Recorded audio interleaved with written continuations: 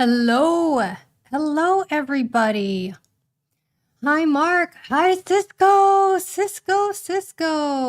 It seems like it's been so long. I missed you. I missed everybody. I'm trying a new thing. I have gone live on Instagram and actually, I think on X. I'm doing a simul stream just to see how that works out. I don't know. I don't think I'll always do that. I'm just doing it for today, though. Welcome on in to Teresa Better Life as I get back in the swing of things. I feel rusty. I feel rusty having not been on really in my home studio over the past week. It's been a while. What have you guys been up to? Is the weather nice or is it terrible in your neck of the woods? Why is this hanging down like this? This is awful. I'm hating what's happening right here with this. So, in Utah, it was, what the heck? It was, somebody came into my studio and messed with stuff. Do you hate it when people do that? Anyways, so in Utah, the weather was pretty nice. It was 80s, I think it was 80s on the day that I went to court on Friday. And then, there we go. That's better. And then on the last day there, Sunday, was it Sunday? Yeah, it was cold. And then over here at home in Wisconsin, it really did blizzard weather. School was out Monday and Tuesday. It was really high up to our grill that's kept on the back patio. And my husband had to go out and shovel snow pretty frequently and to remove it from the dryer vent and the air vents that are outside because it was that high out there. So it was a shock to come home to a big snowstorm again when we're supposed to, I know it's not officially spring, but I mean, we can kick into gear. We don't have to keep doing winter, right? Although we have a wood burning stove. So it's really cozy when it snows and when it's cold, and I love that. So again, welcome in. Please hit the thumbs up, hit the heart next to the chat. Let me know if there's any problems with the audio. Let me double check to make sure it looks all good. I have video to share with you. I have 911 emergency calls to share with you. I think what I'm going to start doing, I know I've talked about it before, of transitioning to the format where I do my pre-show live, and we do that here, just my stuff. And then at the end of that, when Candace starts, then I'll exit out and then we'll go do a whole separate thing, because I feel like, well, a lot of people want to go watch Candace live on her stream, of course, and that's great, so that she can get the views, and all of that. So I think we're going to try that. Hello, Joy. How are you? Missing your happy face, your profile picture in the chat. I've missed everybody. Anyway, so I make sure you hit the thumbs up, please. Hit all notifications if you're new here so that you get notified when I go live. As I said earlier, I'm trying a new thing just today. Probably, I don't think I'll always do it, but I'm live streaming on Instagram and on X too. I think. I mean, in theory, it's supposed to work. So I don't know if X is working or not, but if you're on X, if you're on Instagram and you're joining, welcome in. I don't know if I'll be able to see your chats on Instagram, but I definitely can still see all my people, all my regular people, and everybody here on YouTube. So, Teresa Better Life on all the socials. Give me a follow. So, anyway, let's get into it. Let's get into it. There's news. It doesn't stop. It doesn't stop. The Tucker Carlson of it. I just got a mess. Oh, so last night I had a nice long phone call with Mitch Snow, and Amy, his wife. I believe it's his wife. But anyways, we talked for 2.5 hours. It was a nice chat, and there's a lot of drama going on. He just texted me 10 minutes before we came on live, and he's saying that Alex Jones is accusing him of being an agent for Joe Kent. Now, Joe Kent wanted to push, he was pushing to have the FBI look at Charlie Kirk's assassination and see if there are any foreign actors in the assassination. And of course, we know how that turned out. So I don't know. I honestly have been editing video and editing audio so that I can show you guys today. And I'm not a pro, so it takes me a little bit. Did you hear about all that? Fluff up, kerfuffle. I didn't mean to say that. Kerfuffle.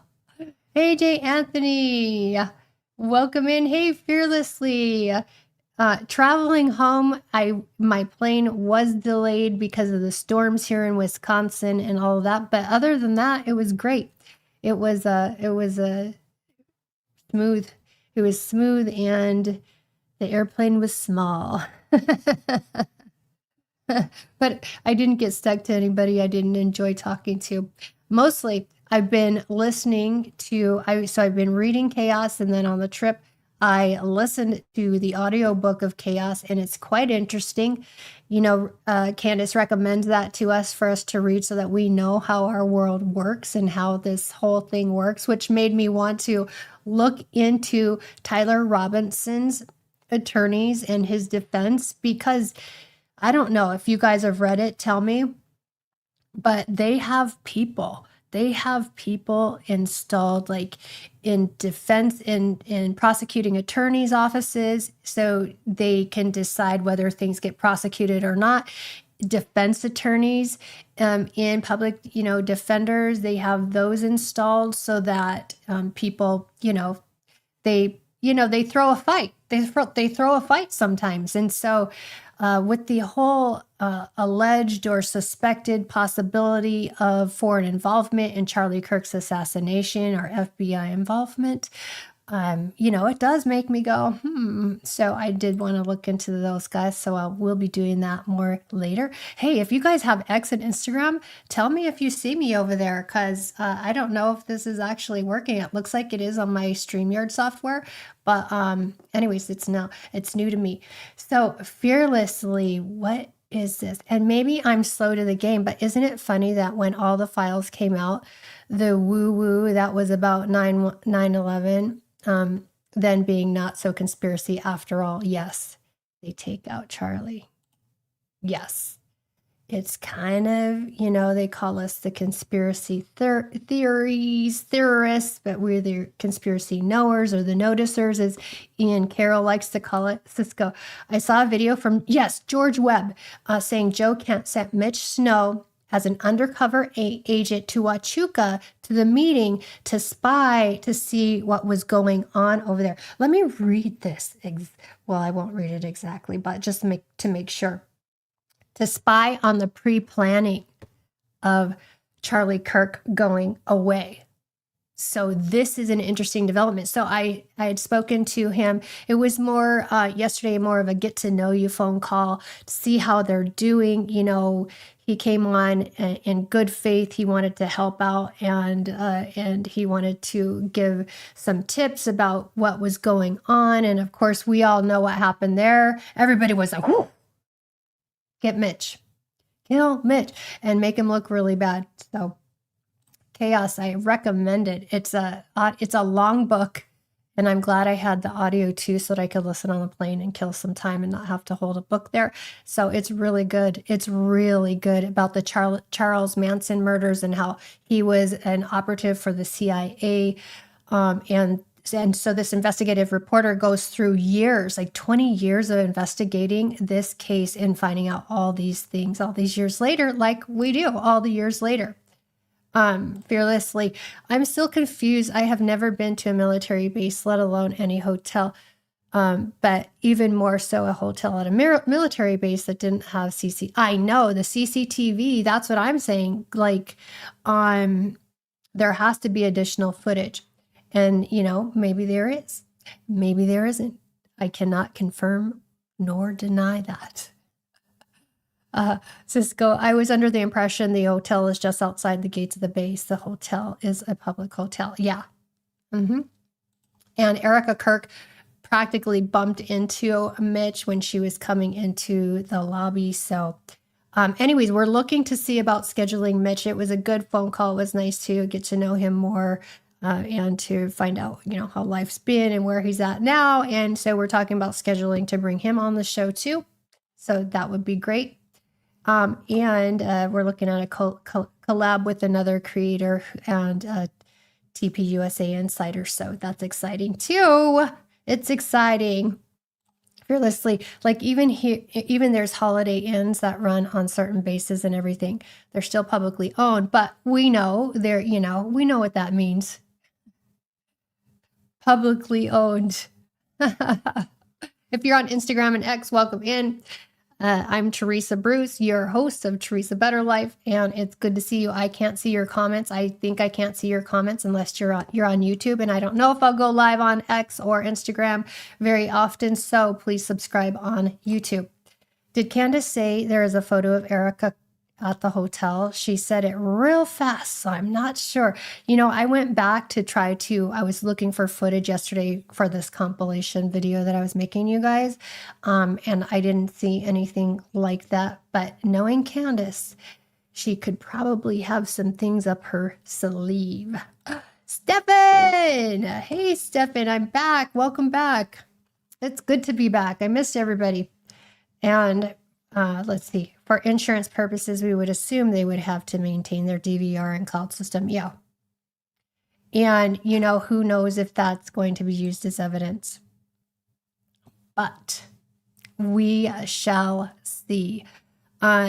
So I have a records request, as I told you on Friday. I have a request into the court system so that I can pull filings and dockets and get all that information that's available to us as it comes down. The 911 calls and emergency calls. There's three units in Utah. So two of them. Well, the State Bureau of Investigation wanted all the 911 recordings. They have control and authority over those. So we won't get those unless they feel like it's not going to hurt the case. But I do have about 20 calls from the other central system that they haven't taken away, and we can listen to those. So I don't know if you guys, I tried to look to see if that's even, I don't think anybody's ever run all the calls, but I've got those. And yeah, Barron implied it, but it hasn't been confirmed about, photos. Additional footage, pictures, yeah. So, if they are in existence, they will be played at a time when it's most advantageous and something that's going to help and not tip the cards too soon. So so I did video, you guys. I did not get the amount of interviews I was hoping for. I wanted to talk to Tyler's parents, and I did in the courtroom. If you missed that, go back and watch last Friday's, the 13th video. But I did travel out to where they live. There was nobody home. My assumption is that after a court date, they kind of lay low and probably don't even go back into town where they live. So that my guess is they're assuming media is going to try to catch them over at home. Same with grandma. I tried to do that. Of course, no one was home. I camped out in that town for a good amount of time, hoping that, I could get some time with them or get a word with them. It didn't happen. But what I did do, because sitting in court, looking at mom. I was sitting directly behind her. And as a mother, I felt her heaviness and just the sorrow that she was going through. And I so much wanted to reach out and touch her shoulder and just give her comfort. I so much wanted to do that. Of course, you don't want to go touch somebody, but anyway, what I did do was I went to the nearby Target, and I'm like, gosh, I feel like I want to do something. So I got a card, and I wrote a lengthy message in the card of encouragement to her. And there was this cutest little outfit, and I'm like, oh, that would look so cute on her. It would look so good. It's a great color. So I got her a couple little gifts, and anyways, wrote a note to her and left that in a gift bag on her front porch. So I do know that they still live there.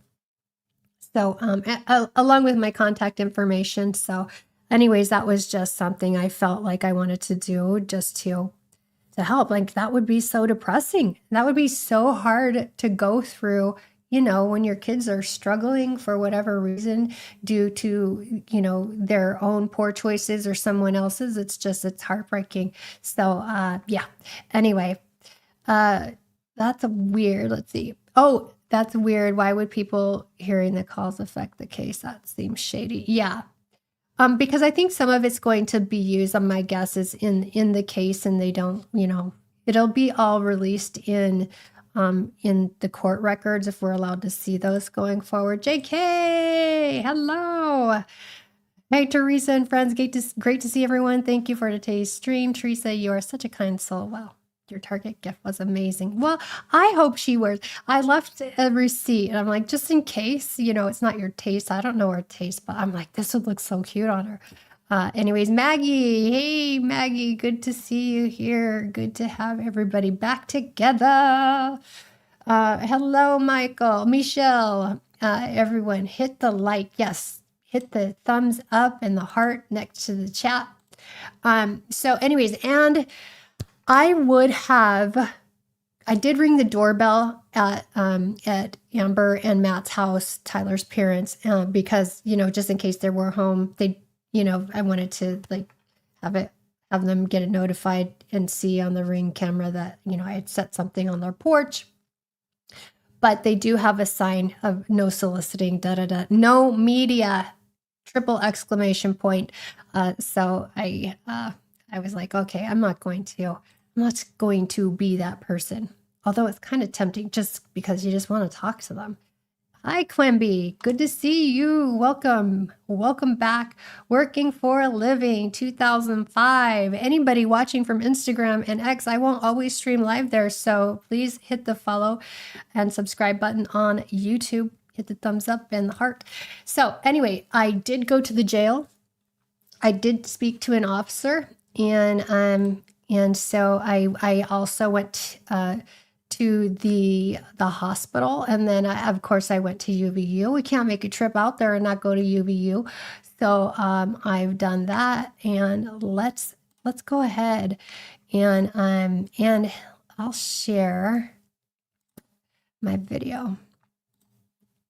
Okay, I am not a videographer. I did have a gimbal so that when I was walking, I didn't shake you guys to death walking. And it has a joystick on the gimbal, and I'm not good with a joystick. I don't play video games. When there was a Wii video game with the nunchuck that you could just move like this, I'm all for that. I can do that. Give me a joystick and I'm a mess. I'm a total mess. So if you get dizzy, I apologize. Oh, okay. Cisco says, did you yell at police? Open the door. No, but he was a nice officer. Let's see. Jamie, you're back. You're here. How nice of you, and brave and crazy. To tell you the truth, I was fine, but I'm like, actually, this could be kind of dangerous, especially if, they're tracking Tucker. They're only after the big guys. So I think I'm pretty safe, but I mean, still the thought crosses your mind. It crosses your mind. Driving was fine. I was worried that it would, I'm not used to the bigger freeways. We don't have a lot of that in Wisconsin. But anyways, it was good. It was a good trip. I ate and tried a lot of different food out there, and I came back all bloated because of all the salt. The salt, and I indulged in soda. I don't normally do soda. But I only just because I just really usually don't like it, but for some reason it was really hitting nice out there. So I am going to. I am heading in. I don't want this to happen. I just don't like that it starts automatically. Okay. Yeah, we'll do that. So let's go ahead and jump into the video I have for you. The Utah County Jail to ask a couple questions. Look at the beautiful mountains out there. Can you hear me? I won't be able to record once I'm in there, I think, but I'm going to record my entrance into the jail. My messy windshield. Utah County Security Center in Spanish Fork, Utah. So, and then I want to know why the heavy security when they're transporting Tyler, the mountains. So yeah, they have like big trucks. They have all the security. The State Bureau of Investigation brings him in, and I was really wondering about that. Like, why do they do that for everybody in a capital case, or what's going on? They're so pretty. Now I'm going to park and walk in to the building. Okay, so this is the entrance. I'm sure once I get in, I won't be able to record. But this is it. Oh yeah, this is where they go for booking. Utah County Sheriff's Office. And yeah, this is visiting. And I'm going to stop recording here. Okay, I am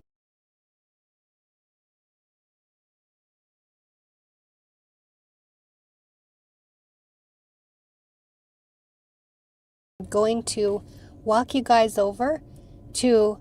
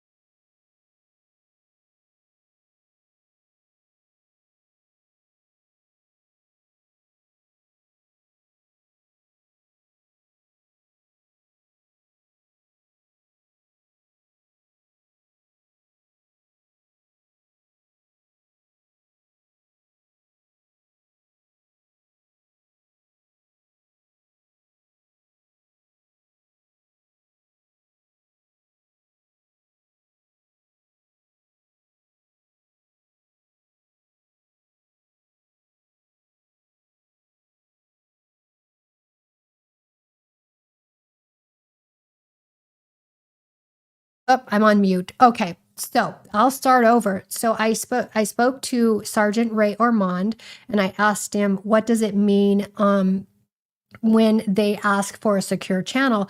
Because when the 911 calls were coming through, I heard the officer say, hey, let's secure the channel. And it made me suspicious of why do they want to keep that secret from us. But anyways, he said it happens so they don't clog the dispatch channels with calls that are unrelated to, like, say, a traffic stop. They don't want all of that communication going out to everyone. So anyone who's involved and called to the incident, they all hop on one channel so they can communicate there. So I asked about the heavy security. Does that happen with all capital cases? And he said no, but there are credible threats against Tyler, the prosecution team, the defense team, the jury, the judge, all of it. And so they are investigating those threats right now, and so that's why they have heavy duty security for Tyler. They have the State Bureau of Investigation. They have their big trucks. They have all their armed guards around in the courthouse, in the courtroom. So I was concerned, are they doing this for show to make Tyler look like he's this big bad killer, like something's going on? But it was, he says it was because of the security risks and the threats against the team and against Tyler, the various teams. So that was that. Let's go. Guys, let me know too when Candace gives an announcement of when she's going on so we can kind of keep track of that. Thank you telling me about the sound. Teresa pulling a Barrett. I totally did. I pulled a Baron. It happened. That's funny. The curse of Baron Coleman. Okay, let me get back up here. Thanks, guys. Okay. Let me get down here. I was watching funny dog videos on X while Teresa was on mute. Thanks for repeating, sure. Where is Twigs? That's a good question. That's a really good question. I would love to know that. So give us some tips. Where is he, guys? Okay, so let's go. Let's go back to this. Oh, maybe I'll do it that way. Okay, so here we are. Timpanogos Regional Hospital, where they drove Charlie Kirk. Okay.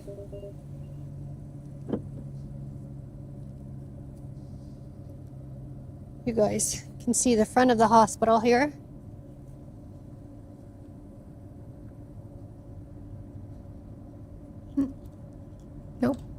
Nope. And I'm going to take you around to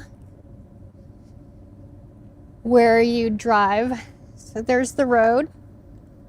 I want the freeway is over that way.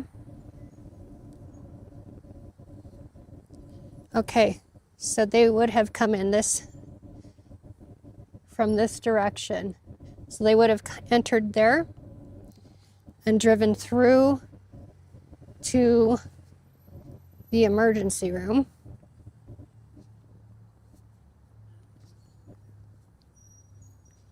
Here.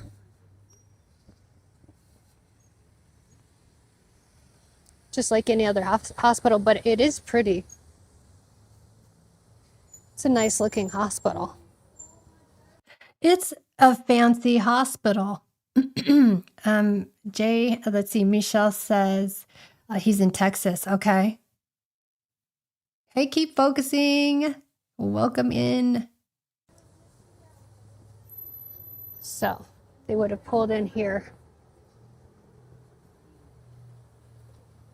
And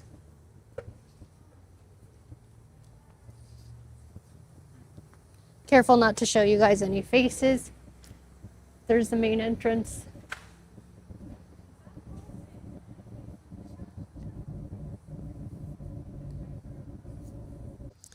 I don't want to record too long.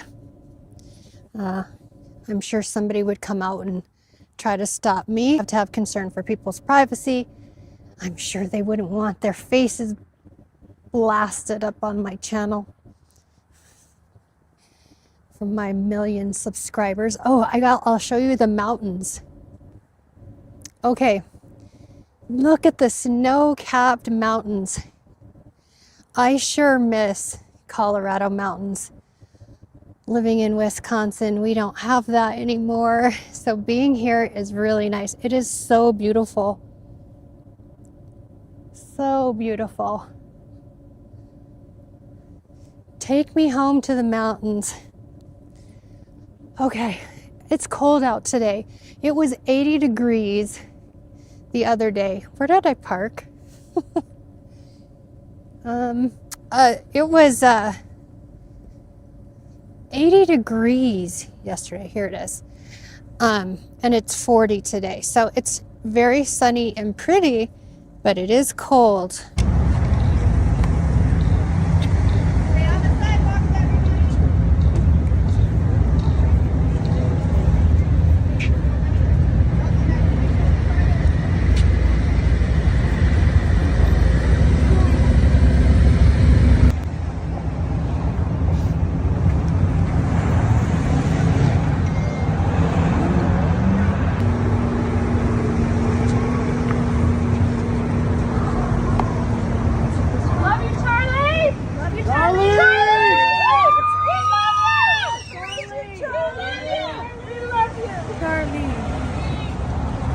I am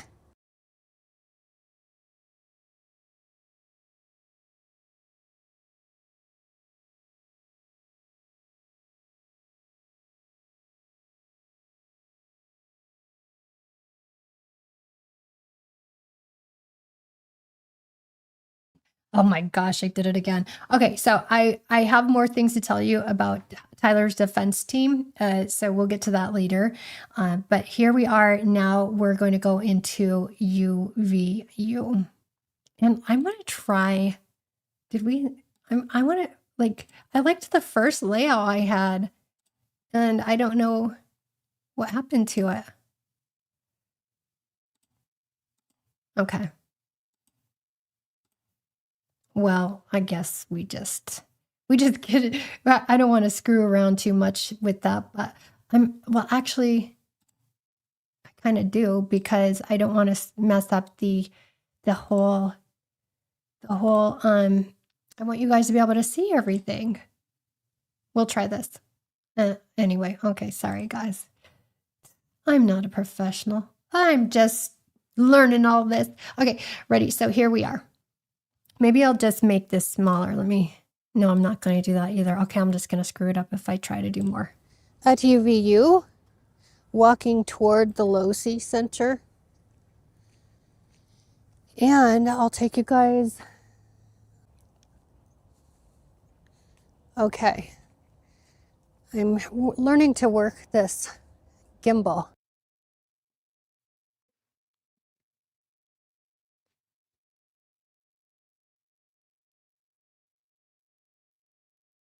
So I'm heading into the Losi Center right there. Around. That's to the left. Why is that muted? Okay, so here we're at the Losi Center. And this is why I don't play video games. I don't know joysticks. Okay. So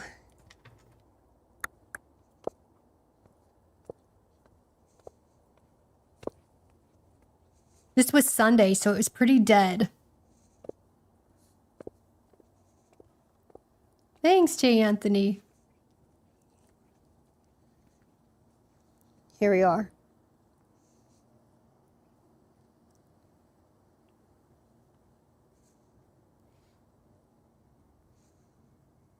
Here's the roof.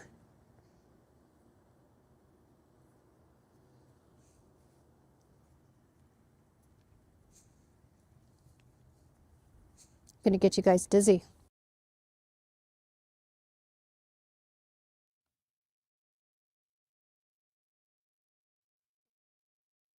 It warmed up right here. It wasn't as cold as when I was at the hospital. And the hospital was about 20 minutes from UVU.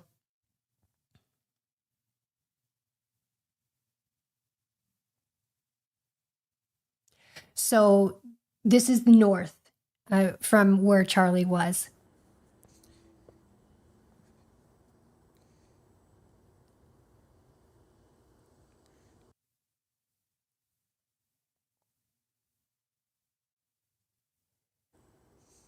I couldn't get in there because the doors are locked and you needed an ID to scan to get through. Everything in the picture for you guys.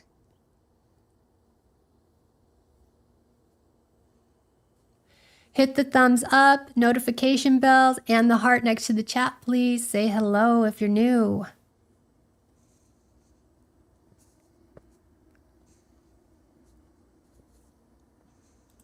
I'm walking down the stairs now.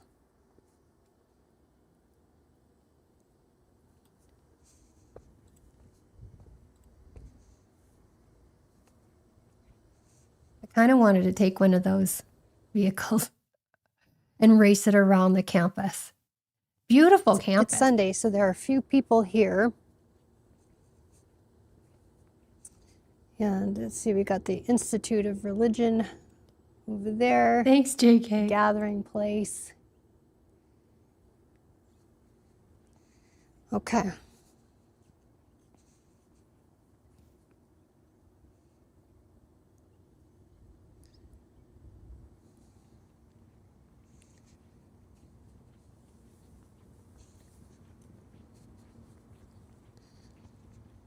The kickoff for Charlie Kirk's 14-city tour was here in Orem, Utah, about 40 miles away from Salt Lake City at Utah Valley University. Thousands of people, mainly students, were gathering in a large open courtyard. There's Sorensen Minutes Center before the there. shooting, video from Kirk's own X account shows an open space and a barrier between the tent and the students, with multiple security guards standing at the fence line. Police And right say there ahead were in the 6 distance, campus that's police officers Woodbury there as well. Building. Kirk was a rock star among young conservatives, largely because of events like this, meeting college students up close on campuses across the country. Police say roughly 3,000 people showed up for this one, all watching and listening as it happened. Back Kirk was here. answering a question about mass shootings. This is Do you the know how many Los transgender Americans Losi have building. been mass shooters over the last 10 years? Still Too many.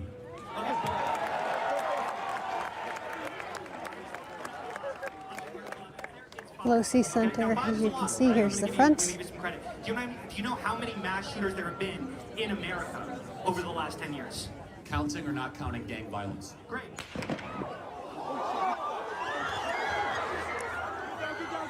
Kirk is rushed into an SUV and taken to the hospital.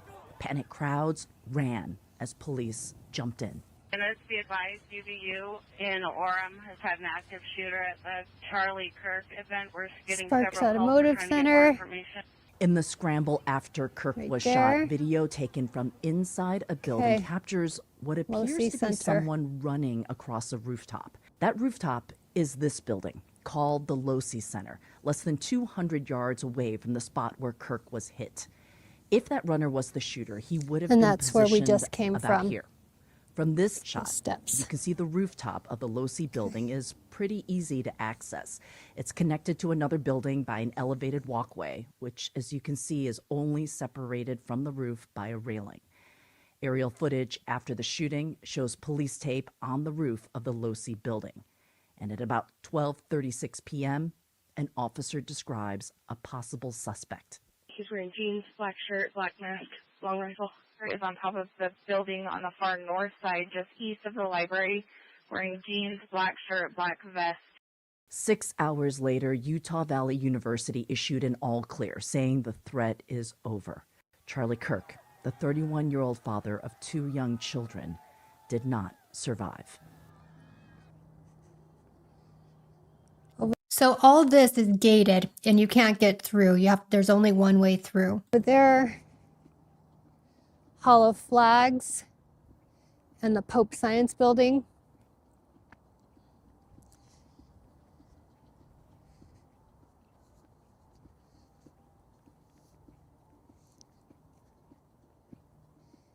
And here we go.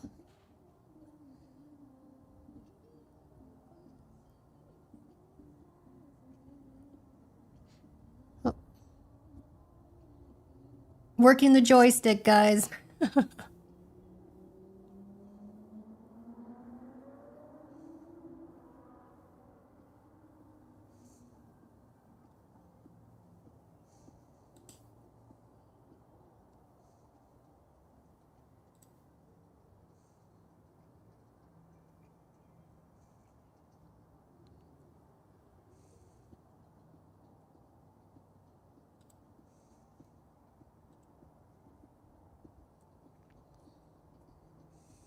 It was so quiet and eerie. Let's see how we get down.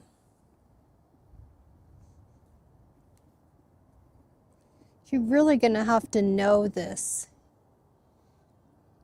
area. You can't just come and know where you're going.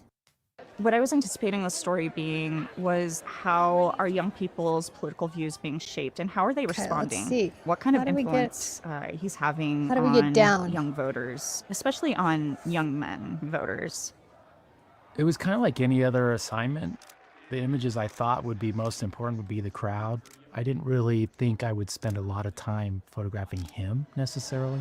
I remember wondering if there was going to be any fights. I wasn't really considering gun violence. I was considering, you know, two people getting into a You guys can shoving see match. from this side. Charlie is one of my The favorite Losi people. Center He is the over smartest there. man I know in politics. Street Love the back. guy. There were also So I'm on the opposite who side of were where not happy that I Charlie just Kirk was. I just came from. Let's see if we can get over this way. I think we can do it. It was clearly not just UVU students. There were a lot of people who were from the broader community who were there for Charlie Kirk. There were a lot of older adults with children, elected officials. Politician Phil Lyman was down there. I got some photos of him getting his photo taken with fans of his down there in the front.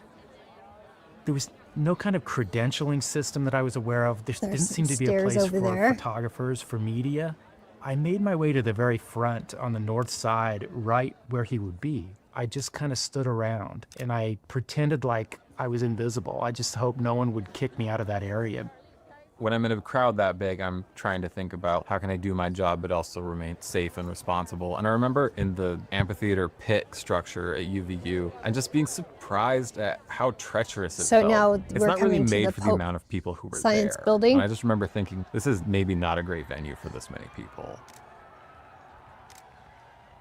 Like coming in person, it's kind of like a sporting event. Like He's right. It's where Charlie was sitting. It's in a bowl. Like he's below, and then he has a tent in front of him. So to me, that makes it. That's a hard shot. you can watch it on YouTube after. But like definitely going in.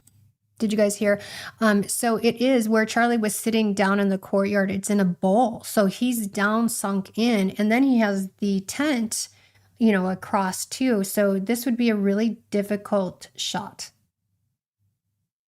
Person, you get the whole crowd vibe, and that kind of makes that experience more memorable. I was down there watching all of Okay, the goings now on here's the behind the scenes. I could see steps behind the down. tent some miscellaneous security people back there, Okay. plain clothes. And then he started walking up towards the event. He kind of made So this here we are there, gesture where they like, paved over. almost like We're what a heading in pro that wrestler direction would do, like right let's now. go kind of thing. And it wasn't like mean or Look at the anything, but it mountains. could have They're applied to gorgeous. people there in his favor So we're and going people down this against him. It was stairwell kinda right like, here. Let's bring it on kind of a thing. He Okay. sits down and the line was filled out and he says, we're going to be here for a couple hours. Right before the gunshot went off, I was approaching this railing that was filled with people looking down from the back towards him. Counting or not counting gang violence. Oh my God. Go, run! Here we are. And all those people that were blocking my view instantly turn and they're now running at me in Here terror. we go. I just start photographing. They're ducking and crawling. People are screaming. Oddly, some people are just kind of standing around, not doing anything. Within a few seconds, that railing is clear and empty. I move a little to the right and I can see everyone in the bowl is running out as well. My first instinct when the gunshot rang out and everyone dropped to the ground was to stay up and look at what was happening. There's not a good answer down to like that how way. do you balance news gathering and your own safety. News gathering is running towards the danger and safety is running away from the danger. I had been watching the crowd So this is and their where he was reactions to tented things up? that Charlie Kirk was saying. I was also listening for more gunshots. Is this a mass shooting? I looked back at the table. He was gone. This armed plainclothes officer yelling at people, where did it come from? What's going on? I remember seeing this guy in shorts and a hat who I assume was a plainclothes police officer who was holding a handgun at his side. And I thought, oh, maybe that's the person who fired the shot. Maybe I'm about to be shot. For the few seconds after the first gunshot rang out, they didn't know if more bullets were coming, if they were next. Okay, I'll take you around. It's only been 60 seconds and everything's kind of over. From there, it was working to verify what had happened. The grassy, terraced area where Should go everyone ask had them been, if they is saw empty anything. of people. I think there was like a walker or a wheelchair just sitting there empty. There were still a see. lot of people just kind of standing around. Police Maybe just they'll trying talk to to us. clear everybody out. Unsuccessfully a little bit. We started talking to people about what they had seen. Did you guys see anything? The gunshot. And I could see the blood pumping out of his head. Depressing. Bulldozing each other. And then I just realized I got to get these photos out immediately. I'm at the Charlie Kirk event at UVU. As I'm gathering news, I also need to put out a dispatch for our social channels. There were a lot of other things I could have been photographing at the time. So much was still happening, but those initial 60 seconds was like so much more important than everything else at that moment. The cell phone network in the area was absolutely demolished because everyone was texting and calling. It looks so different on video. Like, this looks like a tiny area. Yeah, I was surprised because going there, you know, seeing all the video that I've seen, it looks so much bigger, but then being there in person, it just kind of shrunk. And I don't know if it's just because it felt so solemn and deserted and quiet, but it was just so small, a lot smaller area than what I pictured. And on the videos that I've seen, to me it seems like it's bigger. There were already rumors spreading, almost immediately. They were hearing word from the hospital that Charlie Kirk was stable. At a traumatic event like this, there will be a place where law enforcement ask media to go. Media staging never materialized. And so it was really hard to get answers as to what was happening. The PIO is going to go there, and that's where they're going to have media stage. There. Yeah, some of the YouTube will block certain words. It'll block me sometimes responding to you guys. That's the Losi Center right back there in the far distance. So behind that dead tree, that's the Losi Center. Right.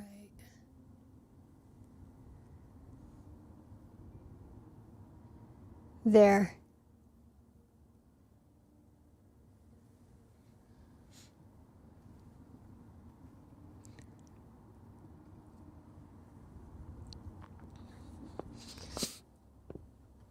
Let's go down these steps.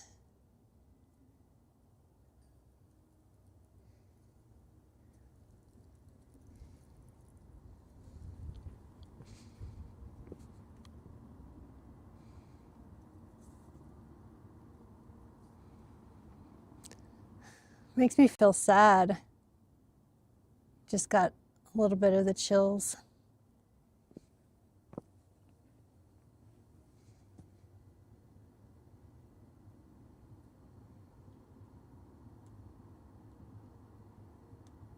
It's where actual real life used to be, right?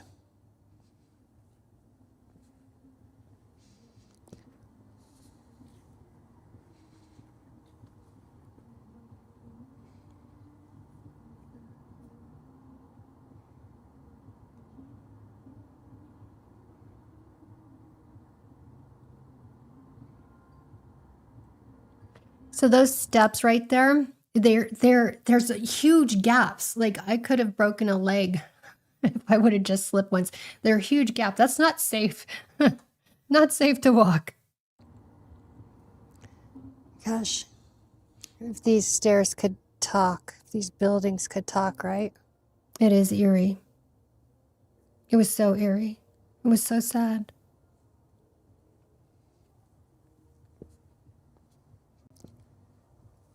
Yeah, very weird. I spoke to some people at the end. They said the same thing. This is so weird, like all these plants. Hey, they call them Walmart planters. They are like so here's where cement. the van was.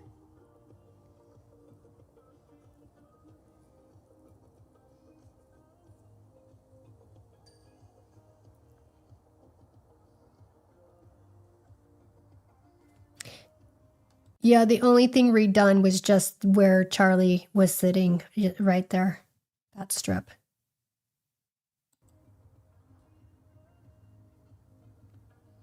Yeah.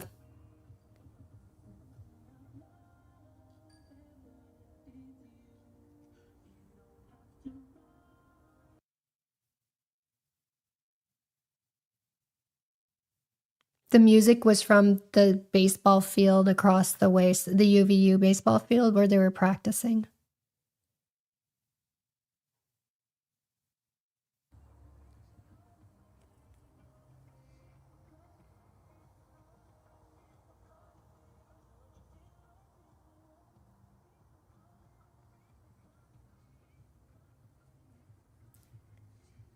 Still Losey Center back there. See, you see how the perspective is? Like I'm standing and I'm down in a bowl. That's a crazy wild shot if you're trying to get somebody from that little area. I'm like, that's impossible. He was sitting too, so that would have put him, down lower. Do you see how low that is?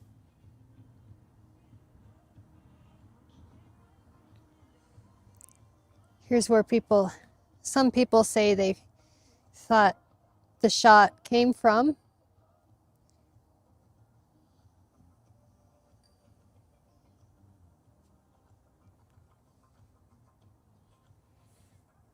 Hit the thumbs up, like and subscribe.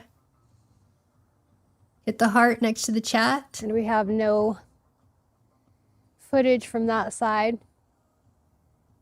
That would be Charlie's left side. That would have been Charlie's right side.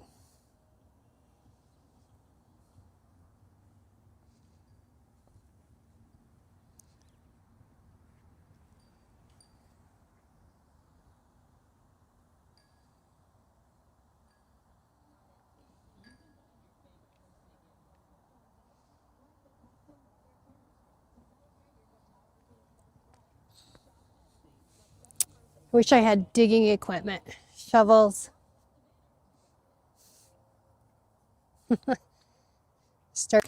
It was so eerie. It just felt really quiet inside me too. And it was eerie. Coming out here at night and pulling up all these bricks. Yeah, I wanted to pull those out, guys. Start digging. Thanks for the update letters. Welcome in. Hit the thumbs Still up. unbelievable. Still unbelievable how this happened. That they just paved over an entire spot days later. Like they wanted to eliminate all trace. Just like Erika.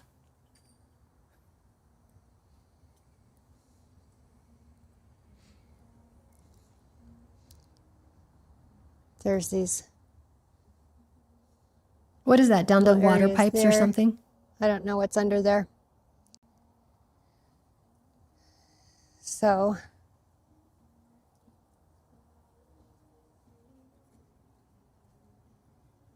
that's Charlie's left.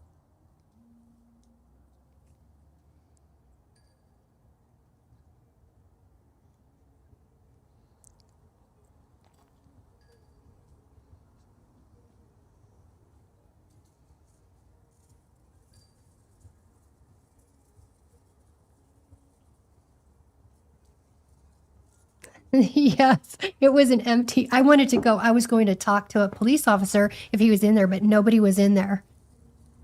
Where was he? Sitting arranged. So is he at the center of this spot? He was a little off to the right. Yeah. He wasn't exactly center. Right about here, standing probably. Oh, I guess he would have been up a little.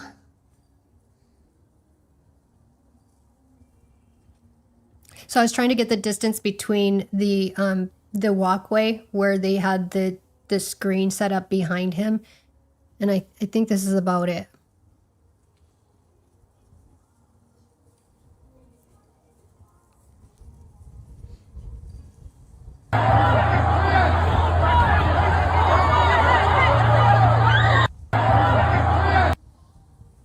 And they must have raced out this way. People were coming around. Stop! Stop, folks! Stop! Back up! It's chilly. Good point.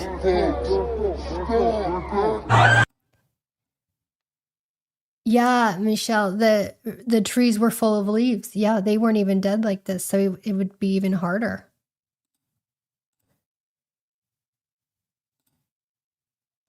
Thanks, Jay Anthony. I wanted to start up the three-wheeler.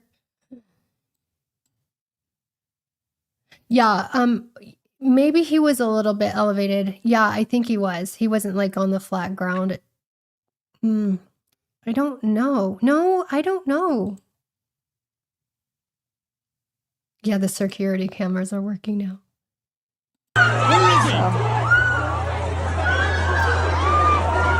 Amy! Go! Somebody look and see if he was elevated. There's Terrell. Oh my gosh! Oh my gosh! Oh my god. Oh my gosh! What happened, Charlie? Help us out.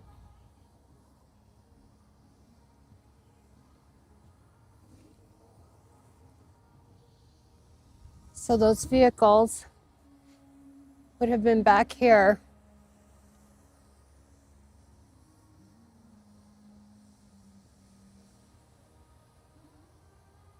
Right about here.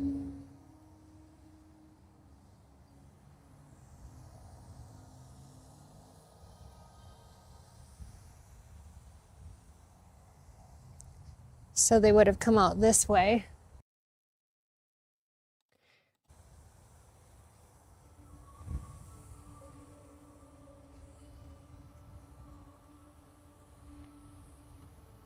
That's the only exit for the vehicles, it looked like to me.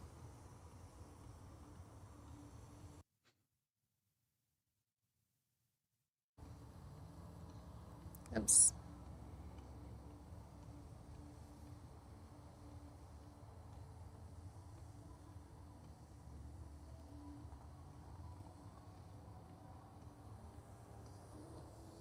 Oops, sorry about that, guys. You get the spins easy.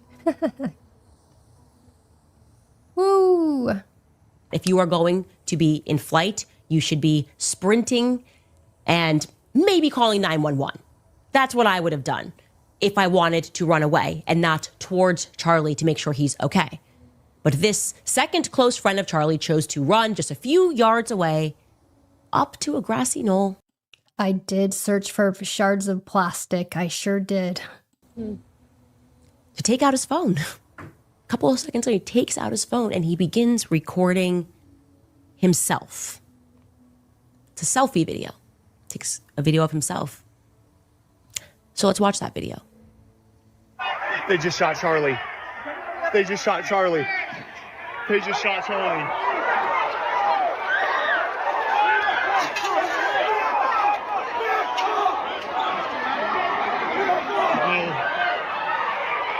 Here's where Terrell Farnsworth jumped up.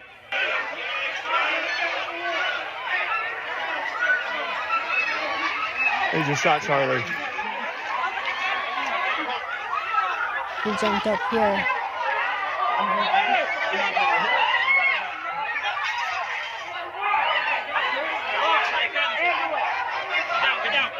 He's dead.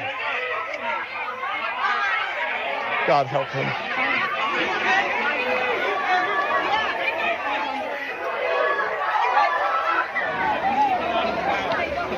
Rest in peace, Charlie. That's the first time it was announced, actually, that Charlie Kirk was dead. Jesus, Lord, Holy Spirit, Charlie's angels. Lead us to the truth.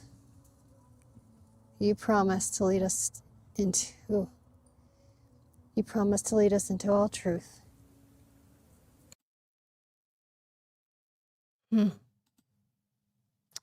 Let's see. Hey, Tracy, welcome in. Please hit the thumbs up and like and subscribe. And let's see, you said, did you see the no smoking sign on the pole where the pots are? Was it there prior to the assassination? If it wasn't, that to me means there was some kind of explosion. I didn't see a no smoking sign.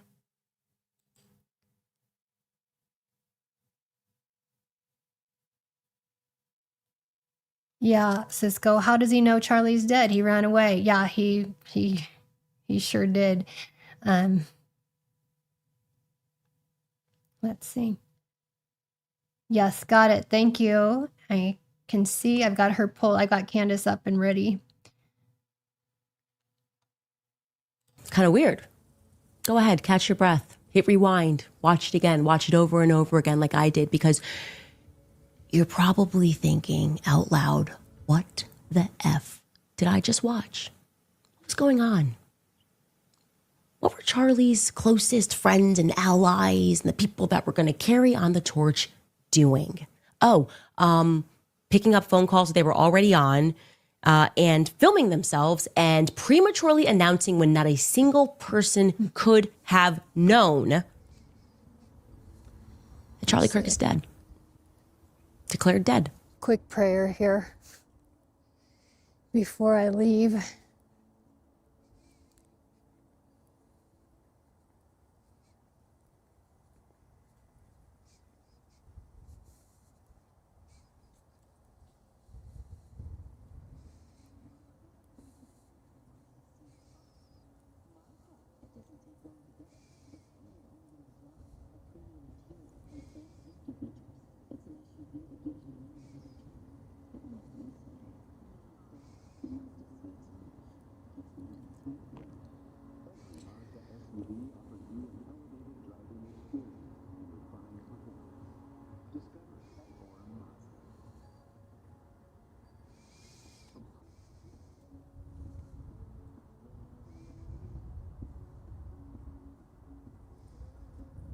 Thanks, Jamie.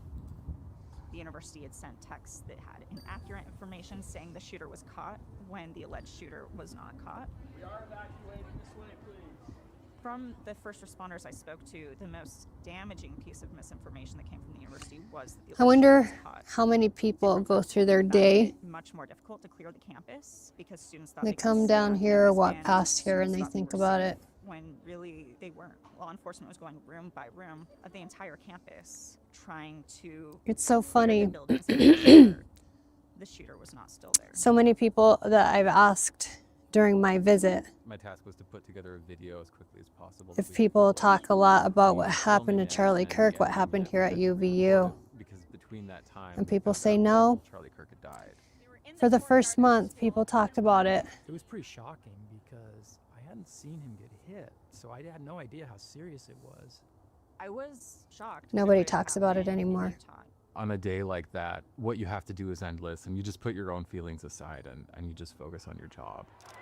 I can't fully express the horror of being at a killing. The gunshot is one thing, but then it's the screams from people in the audience.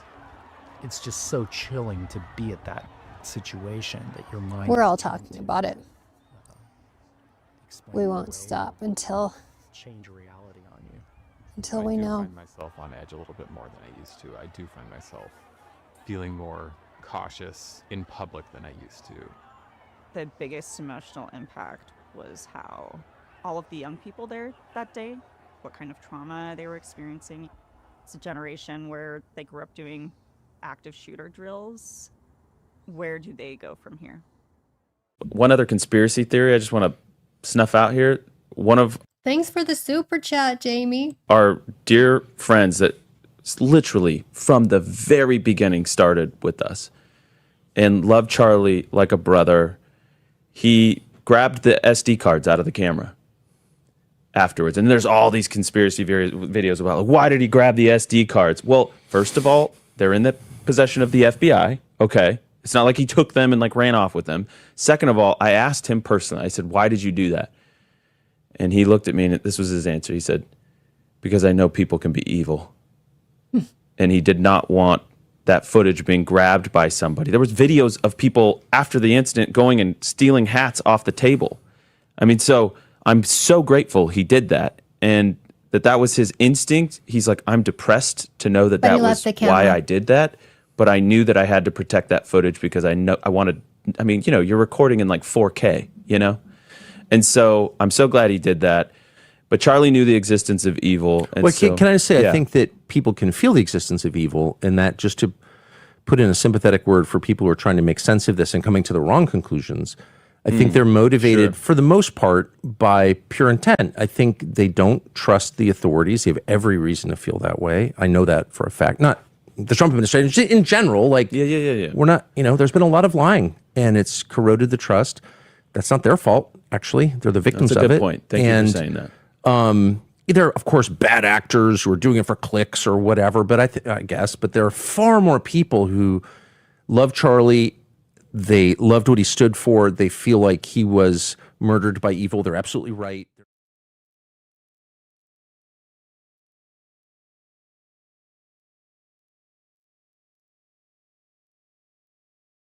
Erika, Kirk, welcome. Thank you.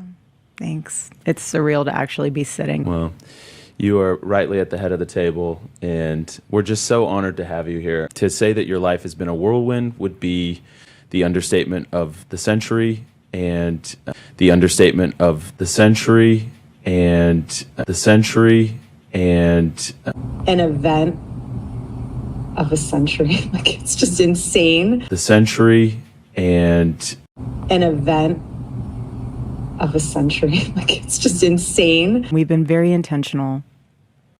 Did you guys notice they're both saying event of the century? Well, she said event of the century. He says the same thing. I caught this last night. I'm like, wait a minute. I had seen the footage and then I'm like, they both said that. And so I had to go searching around for the video. And it's interesting to me, which leads me to believe they're a lot closer than what we have been led to believe. Almost like a husband and wife can, talk the same way, how you guys we can have the same, phrases and the way of talking. So that's why I put that in there.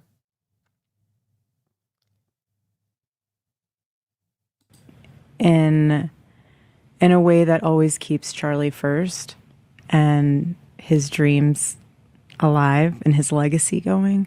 It's just things have changed, obviously. And the mission has gotten deeper and the mission will grow deeper. And we're going to make sure that we honor my husband so well that this whole world knows what his vision was and will be. And it's just, I feel so blessed. The fact that we were able to pull off an event of a century. of a century, and the century, and of a century. They're processing their guilt in the way that their grief, their grief. Thank you, and their mourning. They're processing their guilt. They're processing their guilt. They're processing their guilt. The way I can start to get my mind to figure out. Let's go. Wow, look at that. Beautiful. Look at that.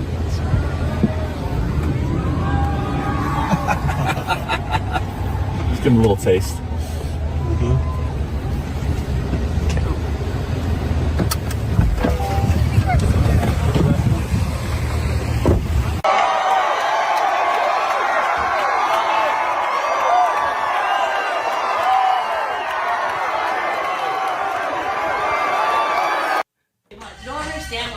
Divinity of him tweeting that, like I'm living in that Charlie 21st dance. century. There's something meaning to it.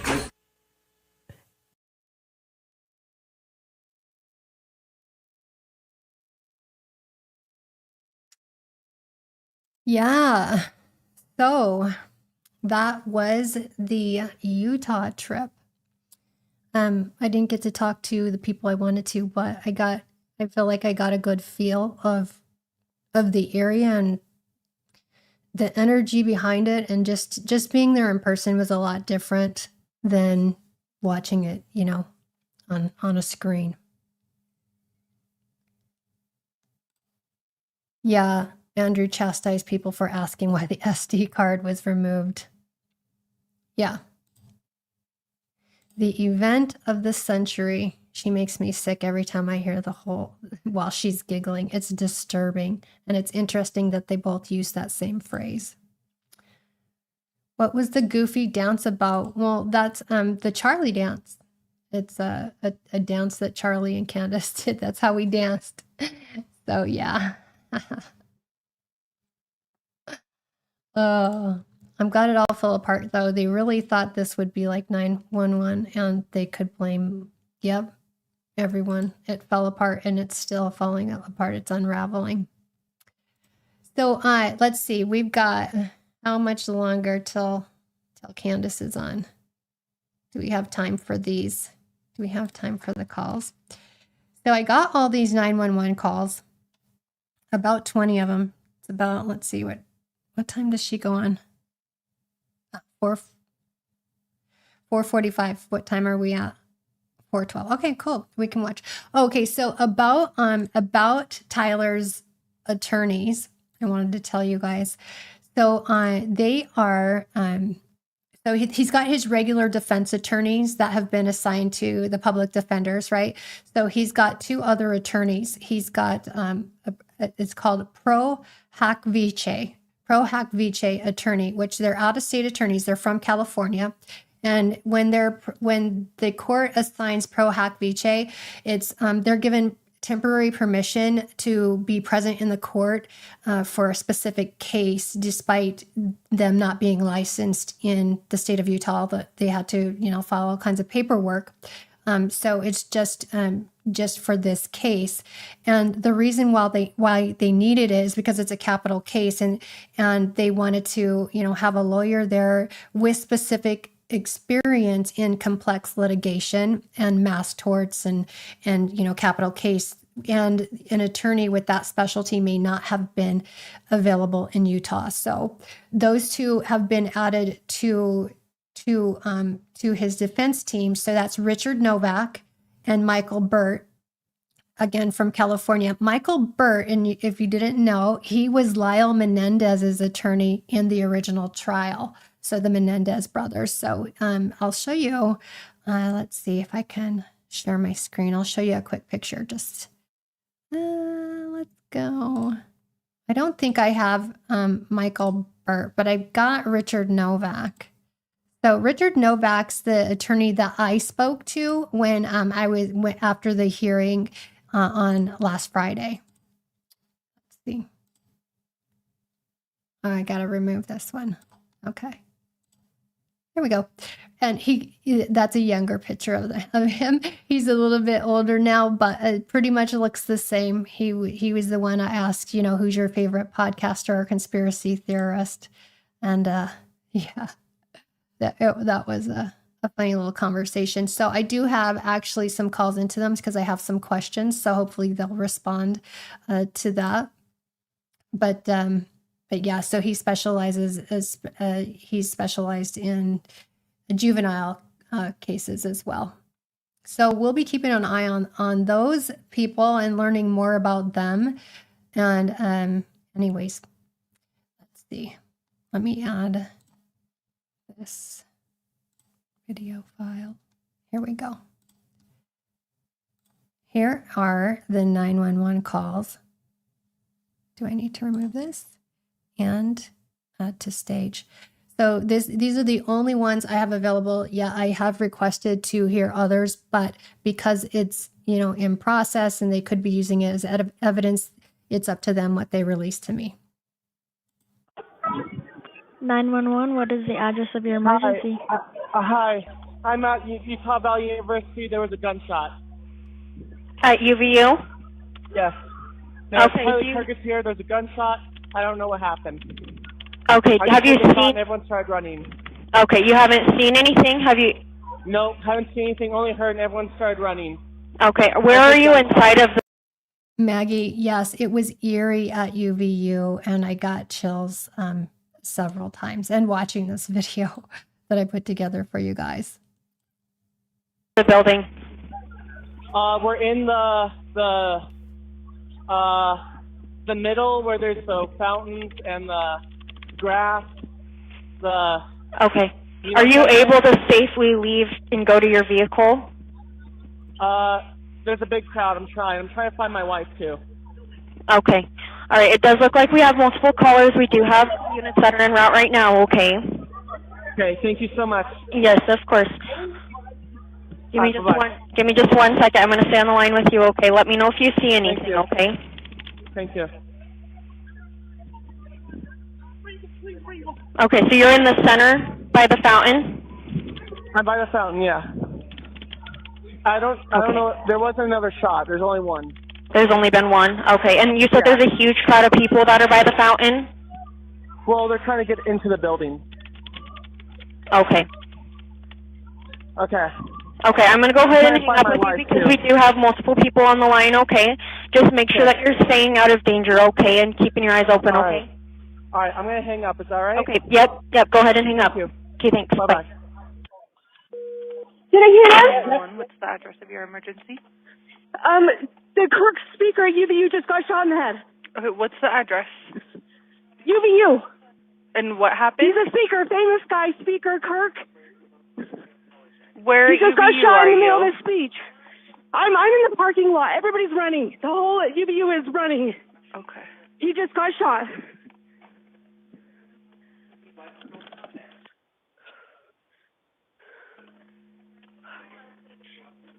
Okay, where's the speaker? I don't know. It was in the middle. There's people around him. Okay. The whole school was out there. He was in the middle. He's a speaker. He's a debater, famous debater, political debater. Do you know where the person that shot him is? No. I didn't see who. I just heard. I'm just telling you so we can get emergency services here. Okay. Everybody's running. I'm going to say a prayer. You made it to the car? I'm in the parking lot.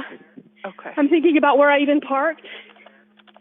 Okay, we've got lots of help coming that way. I'm going to let you go, okay? Thank you.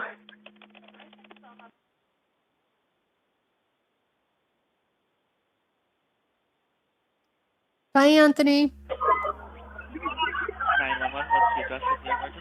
There's been a shooting at UVU, Charlie Kirk event, UVU courtyard. Okay. Can you tell me where you're located? I apologize.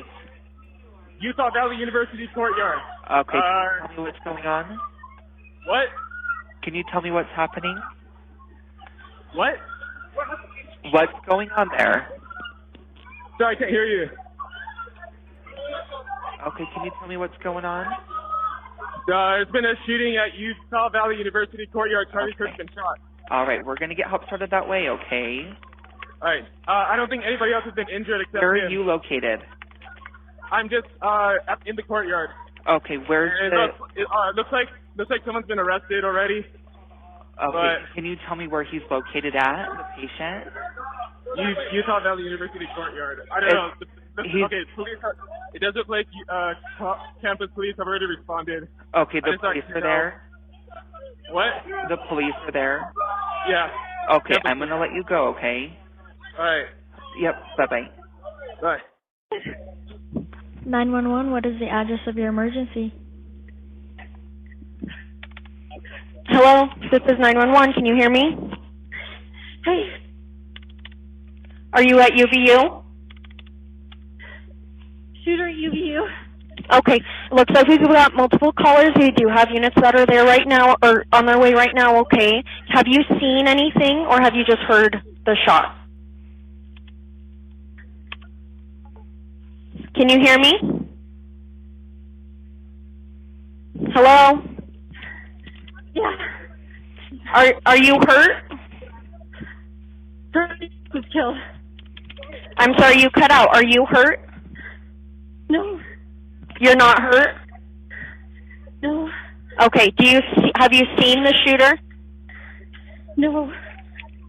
Okay. He was behind us. He's behind you? Have you seen him? He was. No. Okay. All right, it looks like I said, we've got them started out that way, okay. Where are you at the school right now? We're passing. Where are you in the building? Warehouse.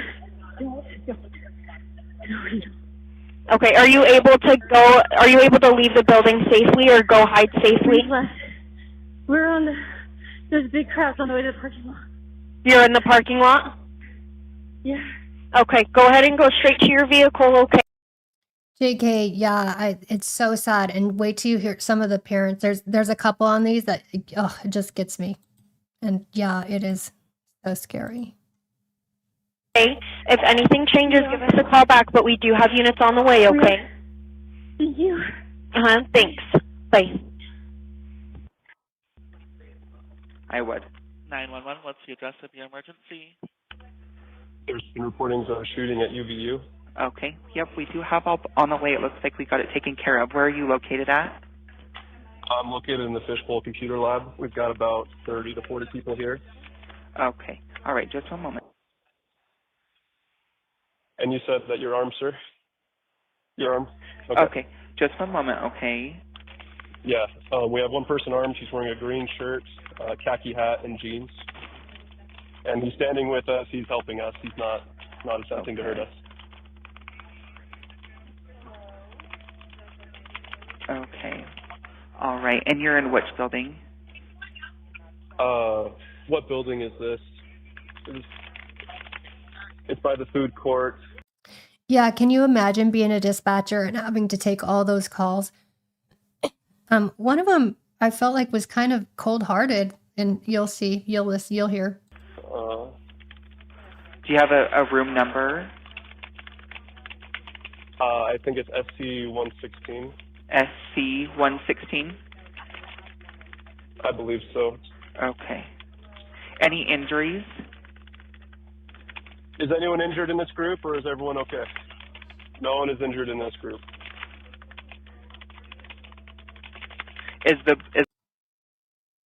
Hey, curveballs. Yeah, YouTube's been doing that. Same with Instagram. If you hit the heart, it'll automatically deselect. You have to stay and make sure you hit it a second time on specific videos, specific topics. The room secure? I believe the door is locked. Okay, yeah. Perfect. I got this documented, okay? Just stay tight, keep quiet, and like I said, they should be there shortly, okay? Okay. All right.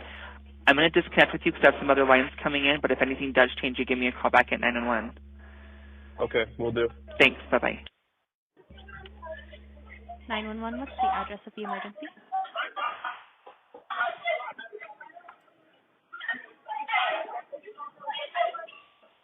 Hi, can you hear me? Hello?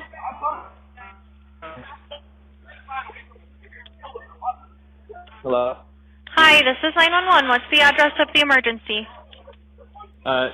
Utah Valley University. Okay. There was, I think there was shots fired at the Charlie Kirk talk. At where, I'm sorry?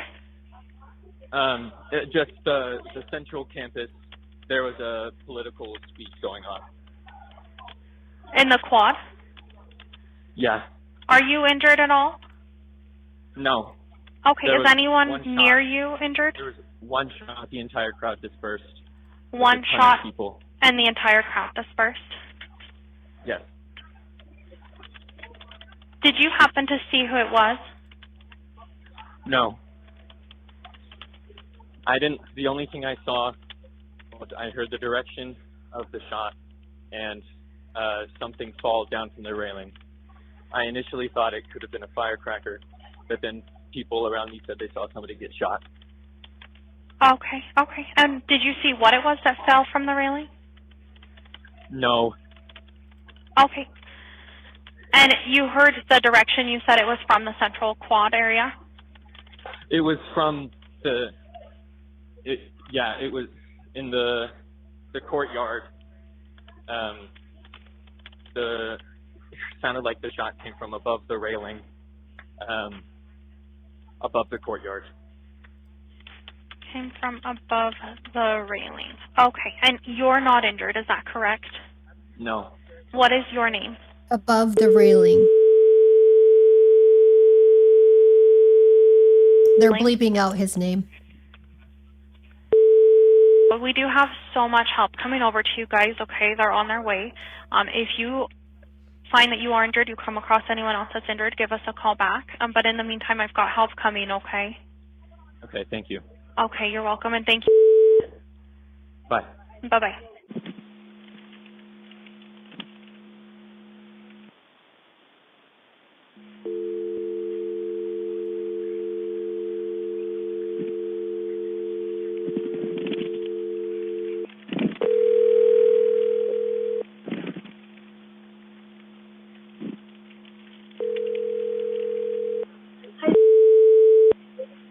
Hi, this is 911. We just received a call that disconnected. Is there an emergency?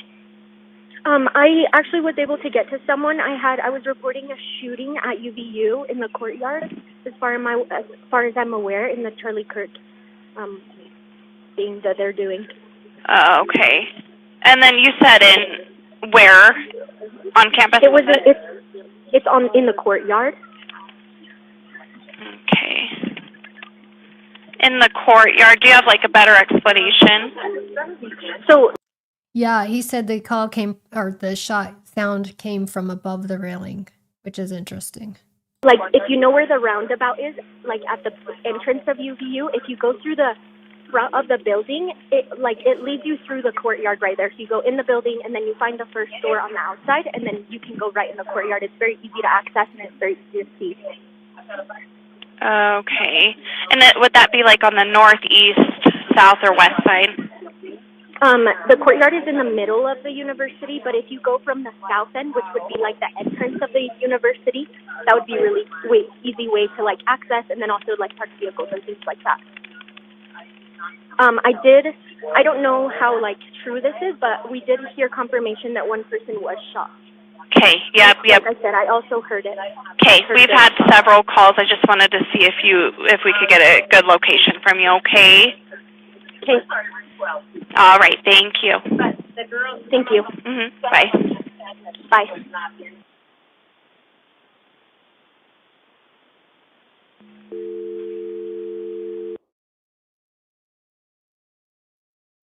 So this is just quiet for a minute.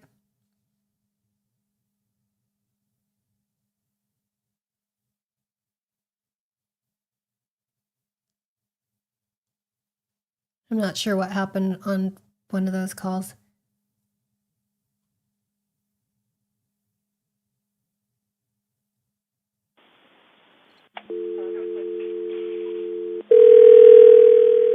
I'm going to try to get these 911s. Will you look for that patch? Hello? Hey, this is 911. Received a call. Do you have an emergency? Yes, no. It looks like it's already called in, but there was someone who shot off a gun here at Utah Valley University. Okay. Is there any injuries where you're at? No. Okay. And are you in a secure room, or where are you located? I'm outside right now. I don't have anywhere else to go right now. Are you in a safe space? Not really. Okay. So where are you located at UVU? I'm at the bus stop. You're at the bus stop? Yes. Okay. And do you know where the shots were heard? There was a couple more heard, yeah. Okay. You heard a couple more, or just one shot? No, I heard about 4. How long ago? Not even 10 minutes ago. 10 minutes ago? Yeah. Okay. All right. We have help on the way, okay? It looks like we do have officers in the area. What's your name? They're already here. Okay. My name is Kirk. Yeah, Mark, today I'll stay streaming on Candace, and then I think from now on I'll do my portion of the warm-up for Candace, and then on future broadcasts, then we will hop off and go back live if we want to watch Candace together. At the Charlie Kirk event.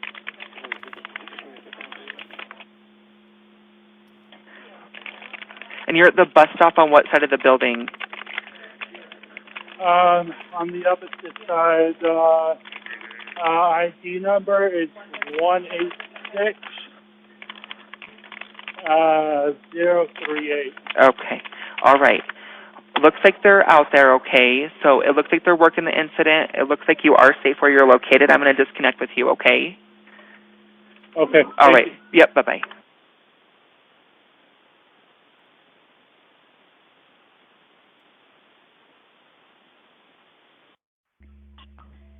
911, what's the address of the emergency? UVU. Okay. Are you reporting the shots that were fired? Yes. Okay. Were you injured at all? No. My friend is at the school. Your friend is at the school. Are you at the school? No. Okay. Yes, we need to analyze the background, Jamie. The background voices. Are there officers that are on scene right now? Yeah, we've got officers that are there, and I'm just making sure I've got all this information. What's your phone number? So they just bleep out names and phone numbers, personal information. What was your name?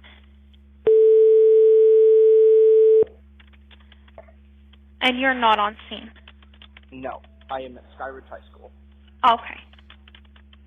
And was your friend on scene injured that you know of? No, she texted me and said that there was a gun, and I have not gotten any other texts from her. Okay, that's okay. I've got so much help on the way, and we've got them headed over. If you get any more information, give us a call back, okay?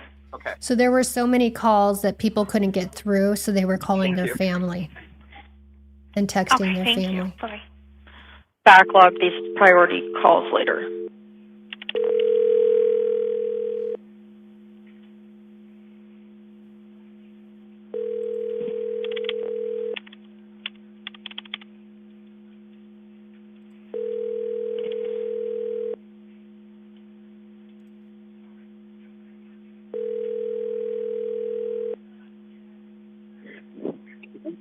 Hello? Hello, who is this? Hi, this is 911. We just got a call from this number. Is everything okay? UVU. You're at UVU? Okay. And Kirk King shot in the neck. you were shot in the neck, or who was shot in the neck? No, Charlie Kirk was. Okay. Where is he? He got rushed off in an SUV, a black SUV. He got right in the neck, so I don't think he has lungs. Okay. Did you see did you see it happen? Yes, I saw everything. Okay. I don't know, but I saw it. Do you know the license plate of the vehicle that he went in? No clue. But okay. What direction did they go? There's two black SUVs. So the Pope Science Building at UVU. There's a courtyard on one side, and then his car was on the other side of the hallway of the Pope Science Building. Okay, so the vehicles were parked next to there? Yep. And we all had to crouch down. Okay. Line of fire. Do you know where the shooter went? No clue. No clue. Okay. It hit. So he's facing the courtyard, and or Charlie Kirk was facing the courtyard, and then the shot hit the left of his neck. So it was probably. Did you see the shooter? Protesters. No, I did not. But there was a bunch of protesters on the second floor that it would have. Okay. The direction was coming from that area. Okay. And when they rushed him in the SUV, did they go towards I-15 or towards like the mall? I think there was an issue because they had to stop the SUV abruptly. But they were heading in the direction towards towards Walmart. You said they had to stop one of the SUVs abruptly. Okay. All right. So like University Parkway? Yeah, University Parkway. Okay. All right. Yeah, it looks like we do have units that are trying to find the shooter right now and everything like that. Okay. Are you still in the school? I'm just grabbing my scooter outside. You're where? The courtyard. Sorry. I'm grabbing my scooter from the bike locker outside the Pope Science Building. Okay. For now, it's probably safer to just leave the building, leave the area without going back, okay? Just where that happened. Okay, I actually just got my scooter, so I just needed to fix my car. But, okay. Okay. I'm going to go ahead and let you go. You may get a call back from an officer later, okay? So just watch out for that. What was your name? Here comes the beep. Okay, and then, and you said his name was Charlie. What was his last name? Charlie Kirk. Kirk? Like K-I-R-K? Yeah, K-I-R-K. Okay. All right, yeah, we've got them started out that way. Like I said, just make sure to leave the area, okay? Okay. All right, okay, thank you. Bye.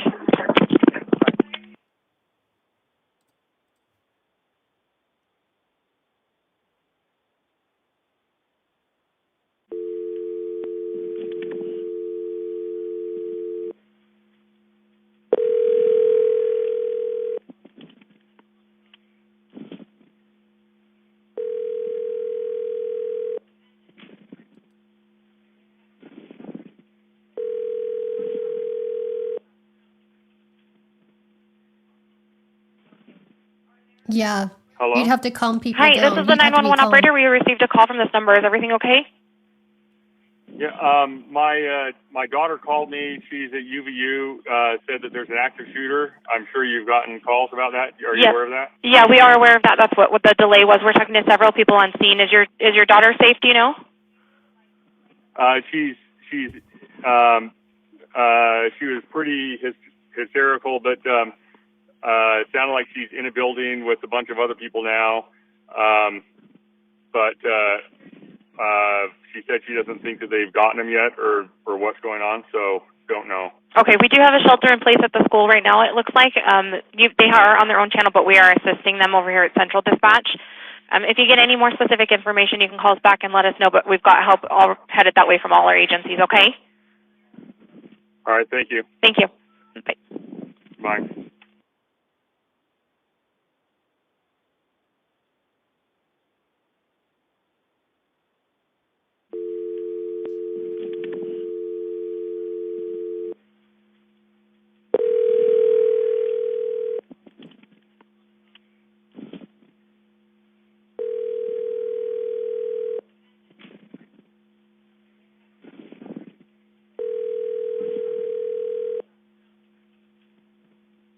It was Highway 15, Jamie. Hello?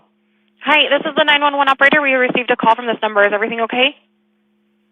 Yeah, my daughter called me. She's at UVU, said that there's an active shooter. I'm sure you've gotten calls about that. Are you Yes. aware of that? Yeah, we are aware of that. That's what the delay was. We're talking to several people on scene. Is your daughter safe, do you know?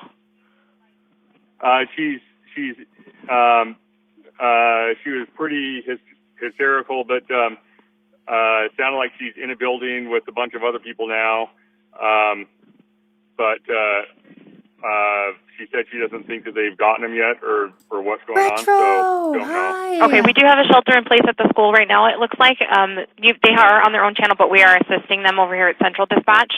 If you get any more specific information, you can call us back and let us know, but we've got help all headed that way from all our agencies, okay?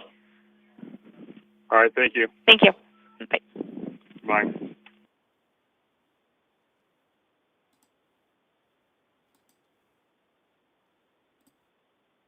What's the address of the emergency? Well, it's at UVU. Are you aware of the shooting going on right now? We are. Are you injured at all? No, it's just I have a friend there now, and she's hiding and talking, Okay. so we just want to make sure. Are you there right now? No, we're on our way to go pick her up. Okay. Is your friend injured? No, she's not. No, they're aware of it. Not injured. And what was your name?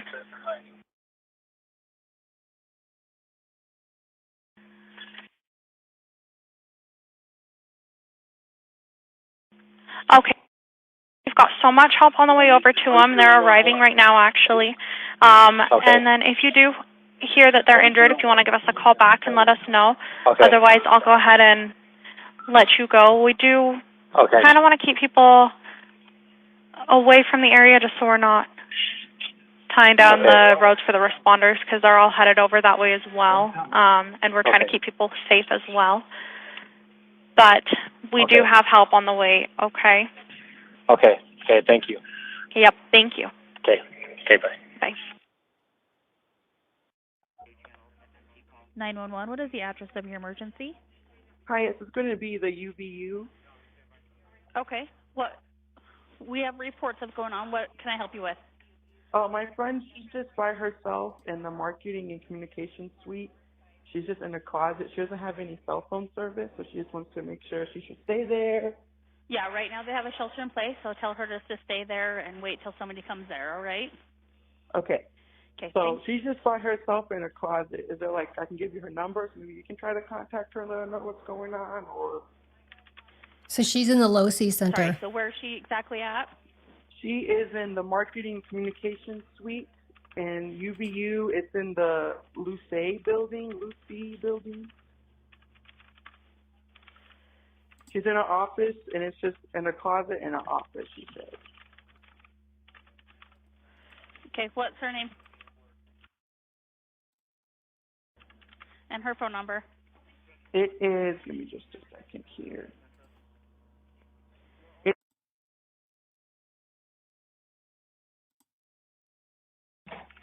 And was it?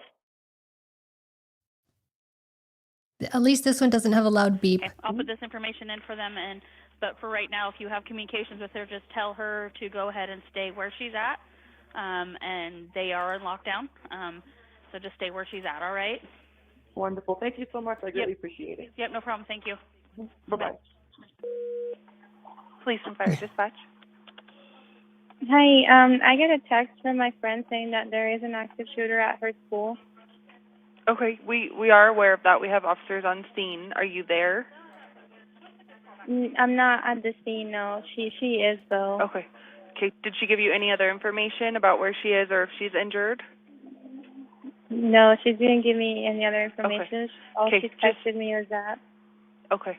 Okay, like I said, we do have a lot of officers out there. Just don't go to UVU, okay? Okay, thank you. Okay, you're welcome. Bye.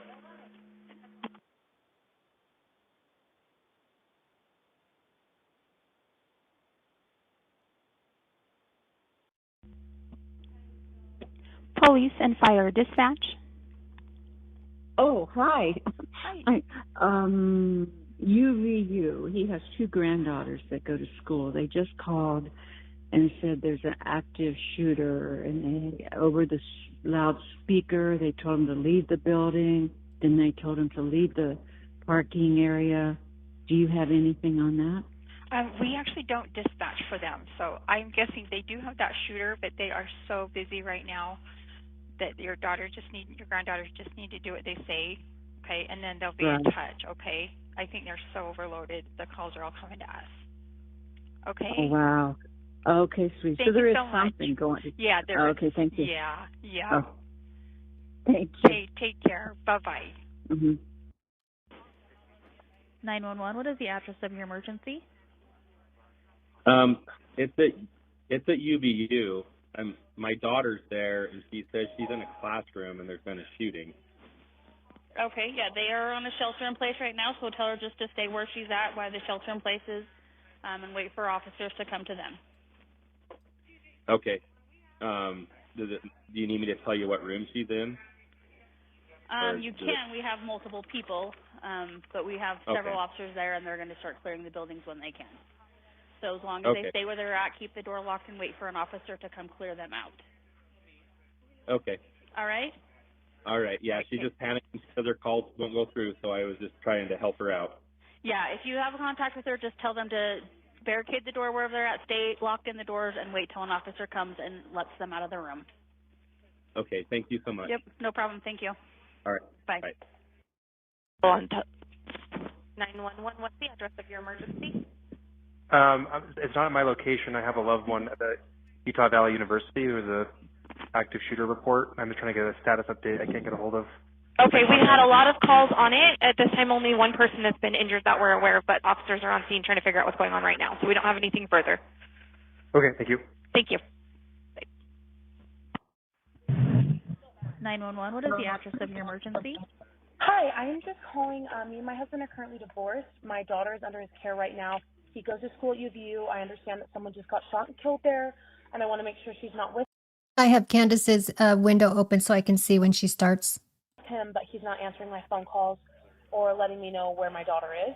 Could I please have a police officer go check and see if she's at home with him? What's her address? Provo, Utah? In Provo? Yes. Okay. Hold on just one moment. Okay, my brother just informed me that he called and is having someone check as well. So I was just double checking to make sure that's what it is. We do have that, so they are going to get there. Just so you know, with everything that's going on, it may take a little bit because they are super busy with all the cities. Yes. But we do have somebody that's going to go over there as soon as they can. All right? Yes. Please let me know. Okay. Thank you. Yep. No problem. Bye-bye. Bye. I think we have one more. 911, what's the address of your emergency? UVU. I don't even know if it's an emergency, but Okay, we do have a lot of calls coming from that area. Can you tell me what you need assistance with, or? yeah, my daughter texted me and she just put there's a shoot and then shoot with an E at the end. I don't know what she's trying to communicate, but that's my panic. Okay, Right? yep, we do have reports that one person was injured. They have the school on lockdown right now, and they're currently clearing the building. Just have her stay put until an officer comes to her door, but as long as they stay Do I locked dare down, okay? text her? Or do I dare text her? Because her phone will make noise, right? At this point, you're probably okay to do that, but it's your decision, okay? Okay, thank you. But just have her, they're clearing the building right now actively, so just have her stay put with the door locked until an officer comes to the door, okay? Okay, thank you. Yep. Bye-bye. Bye. Oh, yeah. So that one was hard. Can you imagine getting a text from your kiddo? And they don't even finish the text and you're terrified of what's going on. I just can't even imagine. Woo! Okay. Intense. Let's see. Let's get Candace queued up. Did you guys see her description, her title? Who the bleep? Speaking of loud bleeps, we had some today. Who the bleep did I marry? Let's go. Let's see. Okay. Let's see what's the description here. Andrew Colvett tells Dave Smith, I can't read that small. Dave Rubin, Erika was not seeking the spotlight. I saw that. Matt Walsh has an ironic tweet regarding Corey Richens, and we jump back into our Erika timeline going into 2018. All right, she's coming. I think I'm going to end the stream on Instagram and keep us going here.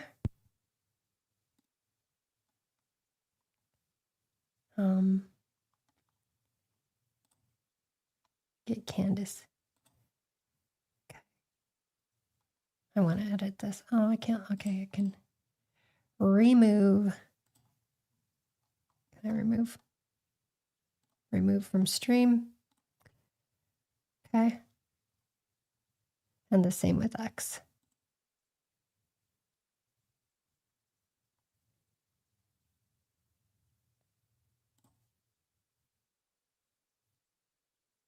Okay.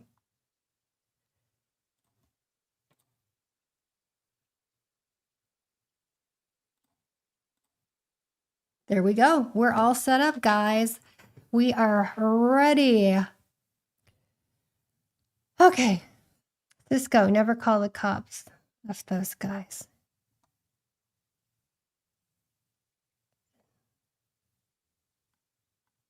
Okay. Anyway, was there anything else? We didn't have time to get to the Tucker Carlson and stuff like that, so we'll talk about that more tomorrow. I'm sure you guys have all the info if you've been following it and the crazy mess that we have, and then we'll talk more about Mitch coming onto the show and another creator we're thinking about doing a collab with too. So good time. Yeah. Did you guys like the video? I will have to learn how to work that joystick better. It wasn't too bad. It's a gimbal, so it keeps you guys, from getting too dizzy. Holy smokes, it's 6. It's 4:50. It's almost 5 here. We are on Central Time.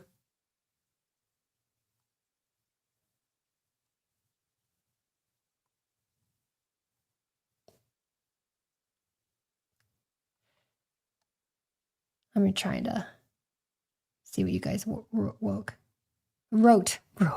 Teresa, your work and editing on this video is so well done. Oh, thanks. Thanks, focusing. All right, Love you guys, that. happy Wednesday to everyone except Andrew Colvett. Yeah, because yesterday he went on to Dave Rubin's show and he said that Erika was not seeking the spotlight. Take a listen to this. Erika has always been tremendous, and she never sought the limelight. She was always very happy to sort of be doing her own thing and just be supportive of Charlie. Lies. I gasped when I heard that. What?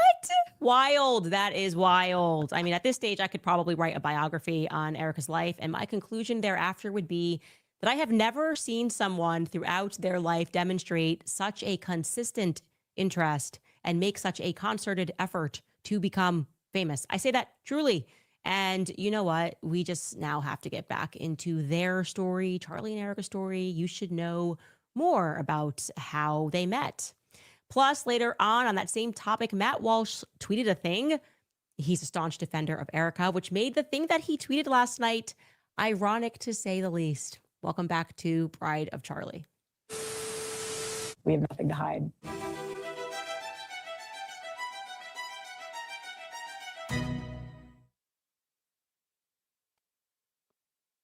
Okay, so first thing I want to say at the top here is that this Erika Kirk story would not be complete if it did not also feature a few questionable Catholics, right? I'm sorry, Catholics, but it does. We cannot deny the facts here. And it tracks. I mean, we've been going through this journey. We've got filthy evangelical pastors. We've got shady Mormons. We've got terrible Jews. This is like a game of Pokemon at this point. We have to catch them all. Anyway, we had explained to you guys on a previous episode that wherever Erika and Lori go, accusations of financial fraud tend to follow, right? Throwing it back to the Erpenbeck brothers, Uncle Rick Erpenbeck, that brand new glossy Tesseract school, ultimately a charter scam in which money inexplicably vanished, just evaporated into thin air. The school went bankrupt, and that's where Erika went for elementary school. So it's like literally Ohio, and then she goes to Arizona, and it's got these financial things kind of just surrounding them. And then we happened upon some interesting information. We learned that Tesseract afterward became Notre Dame Prep. And I was like, well, how? Well, it turns out, and I was asking, like, how did the Catholics get involved with that? Tesseract school was definitely a very Jewish school in general. Well, it makes sense because I guess in this story, because Erika can be at various times Catholic, evangelical, or Jewish. It just depends on the audience that she's trying to get a check from. But there we have seen there is a current of Catholicism that is floating in this story. Obviously, as I told you, the church that Charlie was attending, the priest that she takes with her everywhere, despite denying that she's Catholic or whatever. She took him with her to Utah when Charlie died. Well, the story goes regarding Tesseract that after they filed for bankruptcy in 2001, they put their old campus up for sale, and it was purchased by the Diocese of Phoenix when they then turned it into Notre Dame Prep, where Erika then enrolls for high school. Now, this decision and the process was overseen by Bishop Thomas J. O'Brien. I was like, oh, this is interesting. I want to learn more about this. And I should note that he was very significant in building up the Catholic community in Phoenix. I mean, under his leadership, which began in 1982, 15 additional parishes were founded, including the one that Erika is very close to today. But, not close enough to publicly acknowledge in front of the evangelical donors. Charlie was evangelical. Doesn't matter if he was going to mass every day. Go after Candace for telling the truth because donors. Okay. Weird. Anyway, he was the bishop until 2003 when he received the distinct honor of becoming the very first Catholic bishop in America to ever be charged with a felony. I was just like, how could this be possible? I'm just doing a little bit of research. How is everybody just going to be involved in scandals? We're wondering what he did. He killed somebody accidentally, he says. He was arrested for a hit and run in 2003 that killed Jim Lee Reed. But by a hit and run, I mean that he did not bother stopping or calling the police. He went home, had some dinner, had a sleep, went to his sister's house the following day. The police were able to capture him because of the very obvious damage that was done to his car, which included a cracked windshield. And when he was discovered, he said that, well, I didn't report the accident because I thought I hit a cat or a dog. For clarity, the person that he hit was 240 pounds and over 6 feet. So big cat or a big dog. Remarkably, Thomas O'Brien only got 4 years of probation for this. The Vatican, of course, then accepted his resignation. He staffs, though, the school that Erika then attends. And that, by the way, is not going to spell the end of his legal trouble, because then in 2002, this is Maricopa County, you guys. I'm going to just assume everything that happens in Maricopa County is problematic at this point. But in 2002, prosecutors initiated a grand jury investigation into charges of sexual abuse by Catholic priests, that were staffed by O'Brien. He became a target of the investigation for allegedly covering up the allegations of the priests who he had staffed. It's sounding a bit reminiscent of when we talked about Calvary Chapel and how they were kind of intentionally going around and finding these pastors and rehabilitating them and moving them around who had connections to sex abuse, right? Well, he doesn't want to go to prison again. He didn't go the first time, but he's worried. And in exchange for immunity, he just comes clean. He admits that several times during his 22-year tenure, he had placed children in harm's way by transferring priests who had been accused of abuse to his parishes, and that he did not inform the parishioners of doing that or his new superiors. So again, I will ask the question, what goes on in Maricopa County? It's obviously not anything good. Why does it seem to me that there happens to be so much corruption? It's just like an established colony of corruption. It is, I believe, factually the most corrupt county, and I'm talking about in politics in America. Who is driving that corruption? We get closer throughout this series. Anyway, I wanted to just pop that in and tell you that, because it's just remarkable that the most basic fact checks, you're in Arizona, you land upon these things nonstop. Now we're going to jump right back into our Erika timeline, because boy, do I have something to share with you regarding 2018. Let's jump in where we left off. So in 2015, Erika is 27 years old. Okay. It is entirely unclear what she is doing for work. And it's important to stress she's 27 years old. This is not 18, 19, just got out of the house, don't know what I'm doing. I'm just wondering, how is she affording to live? Okay. She's still dating JT Massey during this time. We also have that on July 11th, Lori Franzfey and Tyler Boyer and Erika are going to be behind Donald Trump for his presidential campaign rally.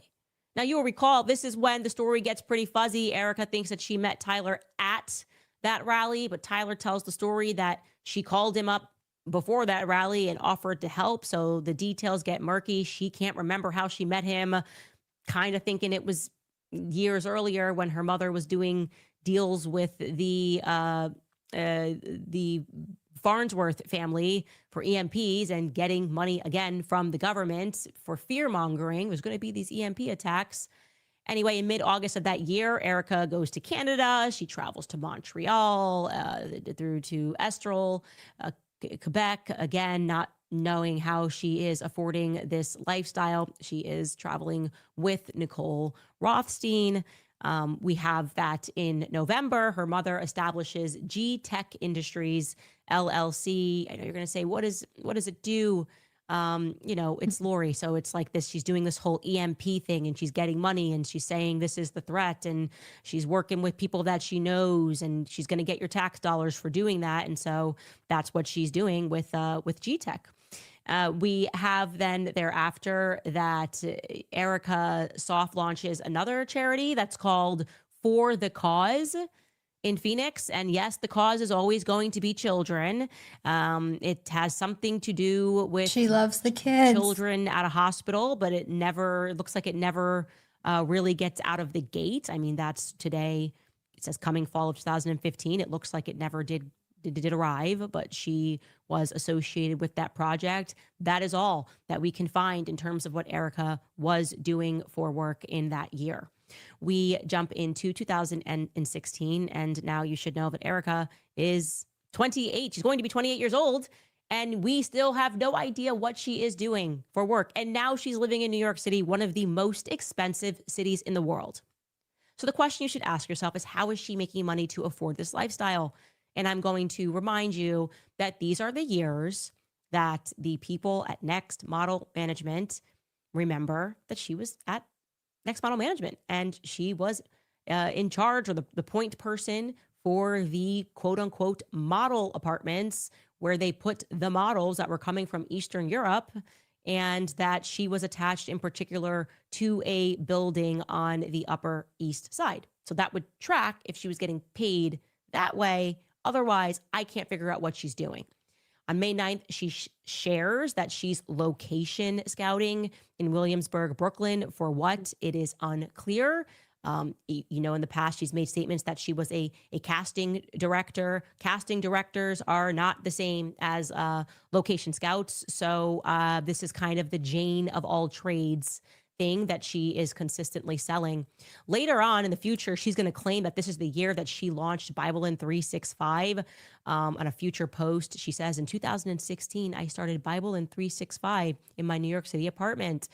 That is objectively untrue according to corporate filings, okay? That just did not happen, but she alleges that in a future post. This is also a year that her mother is just going to receive an honorary degree conferred upon her at a university I've never heard of, AATC University graduation program. That is Lori, not Erika. To be clear, the picture is a little blurry, but they just get things. They just get things handed out. And it's AATC, to be clear, stands for Advancing Achievers Technology and Cybersecurity University. In August, Lori will then go to Utah and attend an expo, Utah of all places, for G-Tech Industries. So she's kind of looking for people to buy into what looks to me to be a scam, okay? Protect yourself from an EMP attack. It's this constant fear-mongering that she's going to do.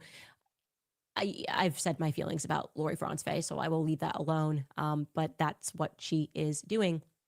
And then in August, we find Erika somewhere in the Mediterranean. I could not figure out where she was. My guess would be Croatia or Italy, based on the water that certainly is the Mediterranean Sea.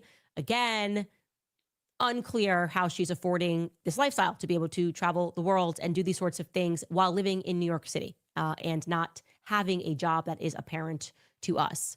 Lori then releases an intent to sell G-Tech Industries to Saxon Capital Group. A little fun fact here, Saxon Capital Group is actually Lori. Lori is an 86% owner of Saxon Capital Group. They released this onto PR Newswire, and then it turns out that years later, Saxon Capital Group, with Lori as a minor partner, they're going to file for an IPO, and they're like, yeah, no, we actually never did that deal. So just a little bit more of Lori trickery, oh, I'm selling my company, but then she doesn't actually sell it to them, according to them. In 2017, Erika is going to get busy, but once again, we're not going to really understand what she's actually doing, okay? She's doing everything and nothing at the same time, always. Reminding you, this is a 29-year-old woman. She's about to be 30. Okay, you can't just not do something in life unless you're unspeakably wealthy. I guess that could be the lifestyle, but that's not the circumstance for Erika Kirk. On January 12th, she establishes the Elm Group LLC. Okay, no idea what this company does. Nothing makes sense in terms of what this company does. I could not figure out what this company does. If you know, please let me know. Maybe you've worked with the Elm Group. I'm going to go with Erika's kind of doing what her mom does and just creating a lot of LLCs. There's no description that is offered on those documents. On February 1st, as you guys may have seen, she then appears in this documentary that's called Black Start by Patria Patrick. The documentary also features the CIA director, James Woolsey. Now, I want to say this documentary is about EMP attacks, right? How the government needs to prepare for them. So it's a bit more of her mother's propaganda, so to speak. And she is going to present her mother's business model. I'll let you take a listen to a quick clip of this. We have 5 major threats that make our grid extremely vulnerable that we've presented to congressional officials. 1 being cyber, 2 being hackers, 3 being physical threats, 4th one is solar EMP, and the 5th one is man-made EMP. Iran. So the concern that we have is that we put out this critical information, and when we go over this risk analysis, they hear what we're saying, but they don't want to take action. When she says we, I don't know who she's speaking about. I don't know why she has the background to be featured in this documentary. You know, there were a lot of people online that were kind of trying to minimize this and be like, oh, well, it's not, the CIA is not involved in this. It's just the director is featured in the documentary. You can't just like ring up the CIA and ask them to be in your documentary. I want you to know that's not a thing. So think through the common sense there. If I want to do a documentary on EMPs and I'm just a random girl that is like in pageant world, that's pretty much all she's accomplished at this point in her life, right? How am I getting the CIA involved in that? Like, there's obviously a connection there, and it just annoys me when people are constantly trying to offend us. Like we're just so stupid that no, nothing to see here ever. That's just the CIA director just normally does that. He's got to hit him up, call a 1-800 number, and he'll be featured in your random documentary too. And again, what qualifies her for that, nobody knows. On July 24th, her mother then opens that mysterious LLC, Desert Spirit Tech LLC. That is the one that should not especially be ignored. Opening up tech in the middle of and I hope I'm saying this right, the Tohono O'odham Reservation, Indian Reservation. Nothing good happens on Indian reservations that Americans get involved in, okay? It's basically you can do whatever you want. No rules apply. People are trafficked. There's drugs trafficking. In fact, when she gets involved, I think they had just shut down. It passes to Mexico. They had the San Miguel Gate on the Tohono Reservation, which passed through to Mexico, and there's nothing the feds can do. Like, what is Lori doing with a Native American reservation? Can anybody tell me what tech she's doing that she's involving herself there? Is she involved with casinos? Is Desert Spirit Tech casino stuff? I don't know. The fact that she has all of these LLCs and we don't know what she is, I would like to continue to stress. Saving their children? Exceedingly problematic, especially given her relationships with the government. Okay? I don't like this area. I don't like what goes on in Arizona, down by the border, and the people that Lori Franzfei involves herself with. This year, Erika is dating Cabot Phillips, by the way. I told you she has a boyfriend every single year. Cabot Phillips is her boyfriend. At this time, they're painting together. Cute. Very cute. Anyway. And per her LinkedIn, she begins attending Liberty University for her master's degree. So you can see that there. Again, she's going to say she attends for 2 years. Obviously, it's online, her attendance. And she is randomly pictured at a celebrity dentist this year as well, Dr. V. And Dr. V says she's gorgeous and that she's going to be in the Ocean's 8 movie. That she got cast in there. Erika was not in the Ocean's 8 movie, as far as I could see. She was not in the credits. I wonder if she auditioned. That is what this post says, and that is that. Just sharing that with you. Again, we reflect on that year, and we have no idea what the heck Erika Kirk does for a living. Okay? What is she doing for a living? Who's paying her? How is she getting paid? What is she doing? The only clue that we have is that she's involved with Next Model Management. Perhaps managing apartments for Eastern European models. And I'm not entirely sure what qualifies her to do that even. Again, we went out and did not get an answer for that. 2018, we have got to talk about. Because I actually had to calm down after learning this. Look at Candace's face.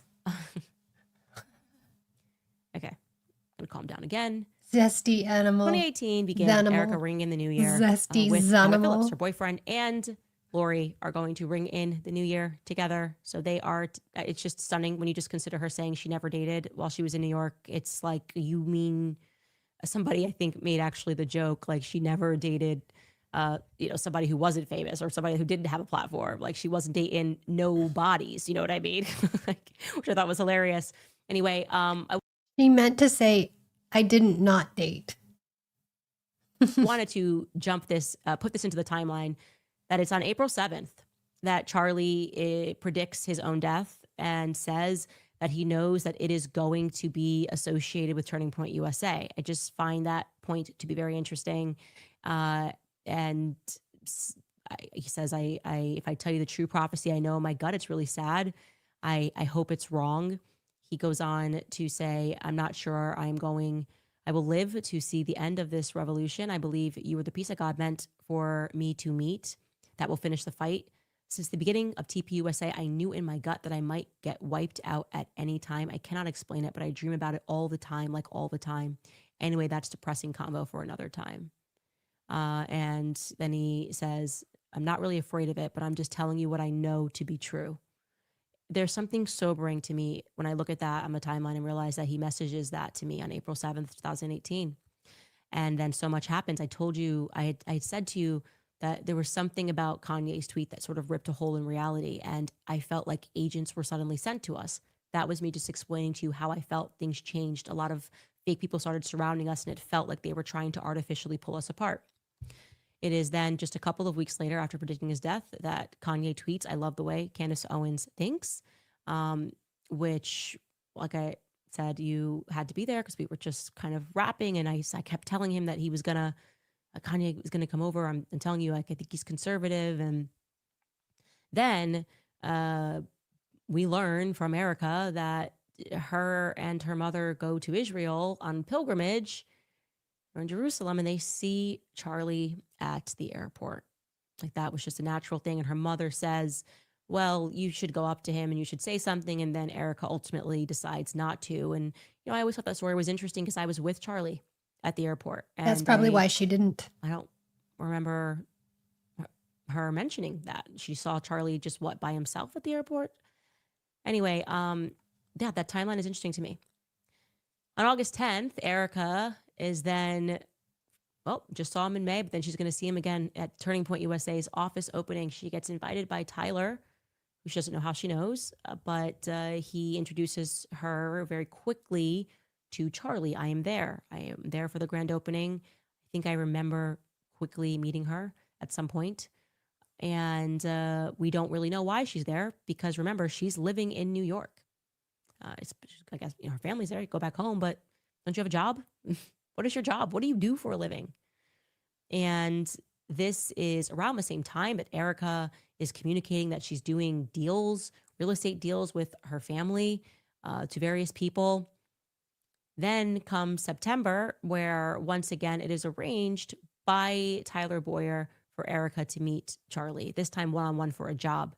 And in retrospect, this really bothers me because that's not how job interviews happened at Turning Point USA. You were not taken to meet the CEO of the company at a restaurant in New York. That's just not how job interviews work at all, actually. Like, why would you do that? Like, okay. And they sit down and Erika says everything perfect. And why would Charlie stick to that story too? Like, Charlie agrees this is the story. And amazing, and exactly the things that Charlie wants to hear. And there begins their relationship, you could say, right in September when they meet at that restaurant. Then comes October 24th, and Erika somehow becomes a licensed real estate agent in New York and is immediately employed by Corcoran Real Estate Group. And we went back and people have reached out to us. Erika, it looks like, did a total of 3 possible rentals under somebody else. Like, she wasn't even the main realtor. I don't understand that. I don't understand how she's working for Corcoran Real Estate and doing real estate deals. And she does this on October 24th. I want to point to you October 30th. I told you that suddenly people were trying to pull me and Kanye and Charlie apart. You just felt it, okay? And out of nowhere, Kanye, who did actually help me design the Blexit logo in Chicago, he was getting an insane amount of pressure and told that he could not get involved in politics. He was putting on the MAGA hat. Things were going crazy. I think Kim was threatening divorce at some point, if I recall correctly. And Kanye cracks and he tweets a series of tweets. He writes, I introduced Candace to the person who made the logo and they didn't want their name on it, so she used mine. I never wanted any association with Blexit. I have nothing to do with it. He then follows that up by saying, my eyes are now wide open and now realize that I have been used to spread messages that I don't believe in. I am distancing myself from politics and completely focusing on being creative. And let me tell you, this was one of the hardest things for me to go through. I mean, I love Ye, love him now, but like it was just, it was untrue, and it allowed people to then, I mean, every single article, Candace lied, and I actually have a photo of me and Kanye in the Trump Hotel in Chicago, and I didn't know what was happening. And I, at the time called a friend and they were like, don't know what he's going through and what sort of pressure he's going through. And Charlie and me were just devastated. We were devastated by this because it made us look like we were liars, okay? And we were in a position where people wanted to see us fall, okay? Why am I telling you this? I get reached out. Somebody reached out to me. I get reached out to by a young woman in New York. And she says to me that at this time, she said, oh, Erika knew Kanye. And I said, Erika didn't know Kanye. What are you talking about? Erika never knew Kanye. She said, no, Erika knew Kanye. And I said, nope, she wasn't even in the picture in April when Charlie and I were doing all the Kanye stuff. She's never been with him. There's no pictures, whatever. What are you referring to? And I just assumed that this was like maybe something that Erika said, she lies all the time. Maybe she was just like, oh, now I date this guy, now whatever. And then she says, no, I have like actual proof that when all that stuff was going down with you and Kanye and Charlie, that Erika was backdialing and telling people that she knew the people that were around Kanye, that she had family that was around Kanye, and pushed for that tweet to go out. Okay. So I said, can you get me some proof of that? And this young woman in New York got me the proof of that. Proof that at the very least, Erika was making that claim.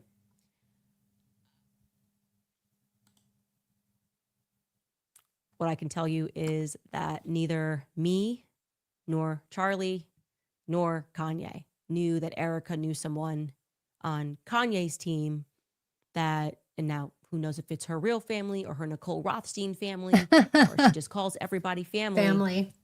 But you're telling me she's playing like she's some cute new girlfriend watching us go through this entire thing, being absolute. You guys, I've been saying this whole time, Erika was so jealous of Candace. She could not stand it. She could not stand their relationship. She hated it. I just know it. Heartbroken. And yet she's like on the side telling people that she knows like why that went out. She knows why Kanye, like his hand was forced. Let me tell you guys right now. I'll tell you something right now. Wait. I will find out who in Kanye. I like the little hair flip, Candace. Kanye circle knew Erika when that tweet went out.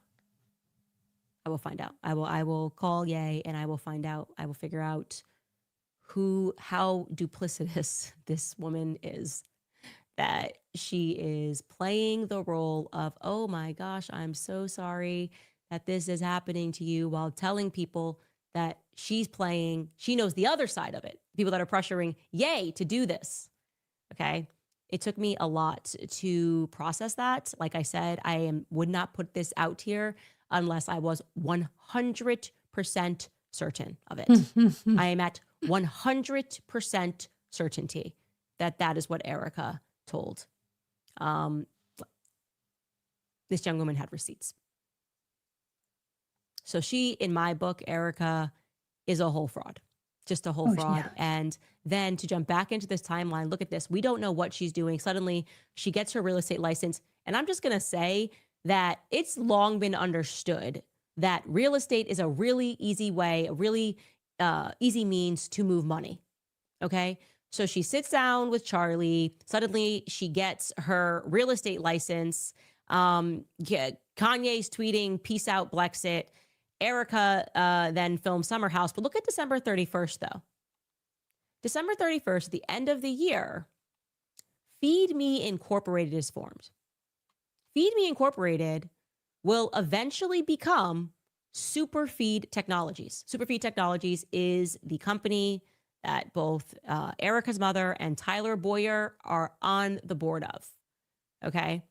So that's interesting that company gets formed as Erika starts dating Charlie. That company is formed, and these people know each other. These people all know each other. It's her one blind spot. She just can't. That's her one category she can't remember is how she knows Tyler Boyer, even though he is in business with her mother and has her behind Trump in 2015. It is my personal opinion that a deal was done. When I look at the evidence, when I look at everything I'm looking at, when I see how duplicitous she was, and I know that Charlie did not know these things because I was there. I was the closest person to Charlie while he was beginning to date Erika. Okay, no one spent more time with him or spoke to him more. He did not know these things about Erika Kirk or Erika Francevay was her name at the time. We had no idea that she was telling people that she knew the people that were in Kanye's orbit when he sent that tweet out. Something is not right. Can't We all know stand something is her. not right. And I am just aghast at the people who are going to continue to pretend like all of this is perfectly normal. Anyway, we should take a brief pause before we continue. We'll be right back. All right, you guys, if you've been following me for a while, then you know how much I love Riverbend Ranch steaks. If you have not tried them yet, now is the perfect time.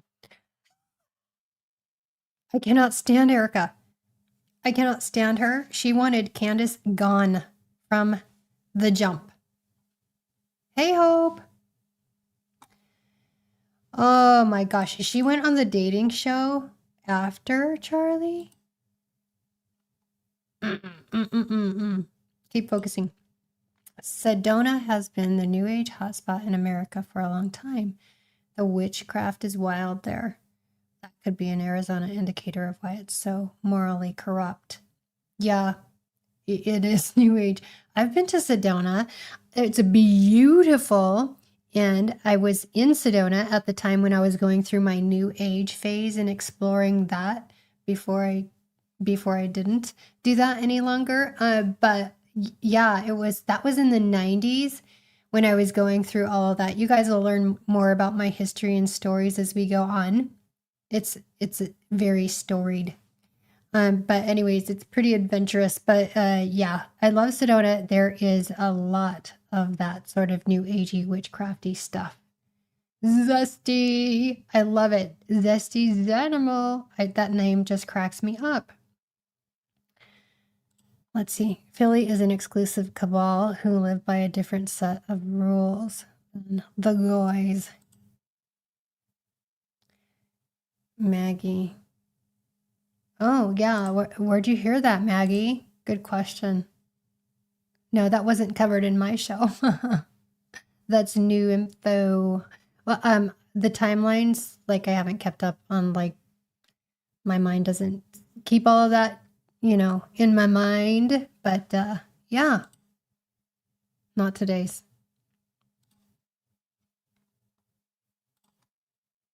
Walsh for a tweet that he put out yesterday. Did Jamie go on his date? Question mark here. So he has very much been on the side of how dare you attack a grieving widow, kind of making claims that various data points being introduced, like, oh, Erika lied pathologically. There may have been this $1 billion motive to have Charlie Kirk killed, that Erika lied about the fact that her husband texted multiple people the night before he said he feared he was going to be killed. His overriding point is that these various points are not evidence, right? How a widow is behaving, whether she's grieving correctly, these things cannot be introduced in court. And yet yesterday, he tweeted this regarding a murder that took place in Utah. I was just very interested. He wrote, and this is regarding Corey Richins, a New York Post article that said, grief author Corey Richins found guilty of fatally poisoning her husband for his $4 million estate. And Matt Walsh comments and writes, there's no good moral reason why she should not simply be taken outside the morning after her conviction and hanged. This woman has lost her right to exist.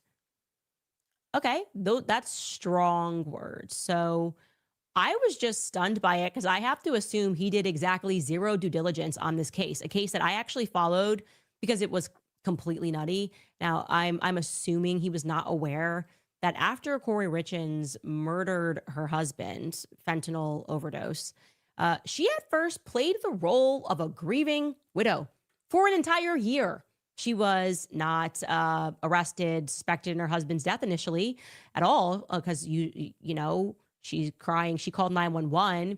In fact, she was so bold in her grieving widow stage that she wrote a book, a children's book regarding grieving. And she did a little local book tour where she actually repeats some of the things that we've heard Erika say, like, you know, the nights are the hardest.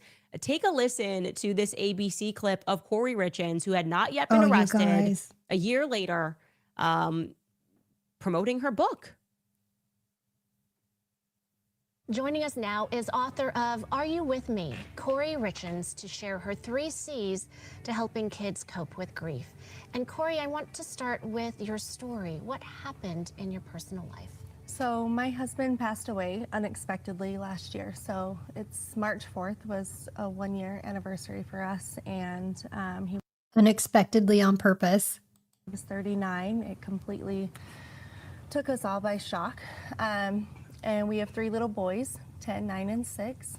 And, you know, my kids and I kind of wrote this book on the different emotions and grieving processes that we've experienced last year. And, you know, hoping that it can kind of help other kids, you know, deal with this and kind of, you know, find happiness some way or another. So you actually wrote this book with your children. I did. And it's only been a year. How did you process and say you go from processing death to I need to write a book and help others? You know, I just watched the struggle that my kids were going through. And I actually, you know, I went on Amazon and Barnes & Noble and trying to find something that we could use to cope at nights. Nights are the hardest, it seems like, for everybody when, you know, dealing with anything. But I just wanted some story to read to my kids at night. And I just could not find anything. I couldn't find anything that really, you know, suited them or helped them find comfort and peace. And so, you know, I was like, let's just write one. And so, you know, I took things that my kids have said to me this last year and we kind of articulated it and put it into a story and, you know, just have hopes that it will help other kids. I mean, I'll tell you guys in short, this woman was not actually a grieving widow. She wasn't a grieving widow. Matt, actually, one could argue that she may have even been a psychopath for doing this, being able to do this after she killed her husband. March 4th, 2002 is when her husband, Eric Richins, was murdered. And it took them until May of 2023 to bring charges against her. So more than a year to build a case. And do you know how they built that case? People who actually cared about Eric and offered various details. And, you know, to the point that, well, none of these points in various details about how Erika is grieving would ever survive in the court of law. Ironically, in this case against Corey Richins, for which she was ultimately found guilty, the prosecutors played the 911 call and said explicitly that it didn't sound like a grieving widow. Okay, take a listen. Odin! We're going to listen to the first part, actually most of the 911 call again. I ask that as you listen to it, you'll hear the first minute. The first minute is not the sound of a wife becoming a widow. To echo her friend Chelsea Barney, the first minute is the sound of a wife becoming a black widow. Black widow. Her own friend said she's not grieving right. She sounds like she's become a black widow, not a widow. And it gets even crazier. They weren't even able to prove how she poisoned her husband. Check out this headline. Okay. Prosecutors in Corey Richins' murder trial could not prove how she poisoned her husband. They didn't need to. So they literally did not know how the fentanyl got into her husband's body. The article tells us, quote, to prove their case, prosecutors relied largely on circumstantial evidence to tie her to Eric Richins' death. Cases based on direct evidence are not necessarily stronger than those that rely on circumstantial evidence, legal experts say. Unlike direct evidence, such as eyewitnesses or recordings of a crime, Circumstantial cases require jurors to determine a defendant's guilt by weaving together indirect evidence. In Corey Richens' case, prosecutors focused on potential motives for Corey Richens to kill her husband and the actions they said show that she had a guilty conscience after his death, both elements that can illustrate a defendant's state of mind. They also used digital records to corroborate key witness testimony, which strengthened their circumstantial case. Quote, all of these things together start to add up, and the prosecution builds this huge mountain, end quote. And you should know that in this particular case, they relied on things like the fact that she was in financial distress, that she had been having an affair, that he apparently wanted a divorce, that she was, as you heard, grieving differently or not at all. They also found a life insurance policy that they deemed to be fraudulent. Now, I'm sure her attorney argued that it was just a clerical error or whatever, but they found it to be fraudulent. And of course, she was set to inherit millions with him gone.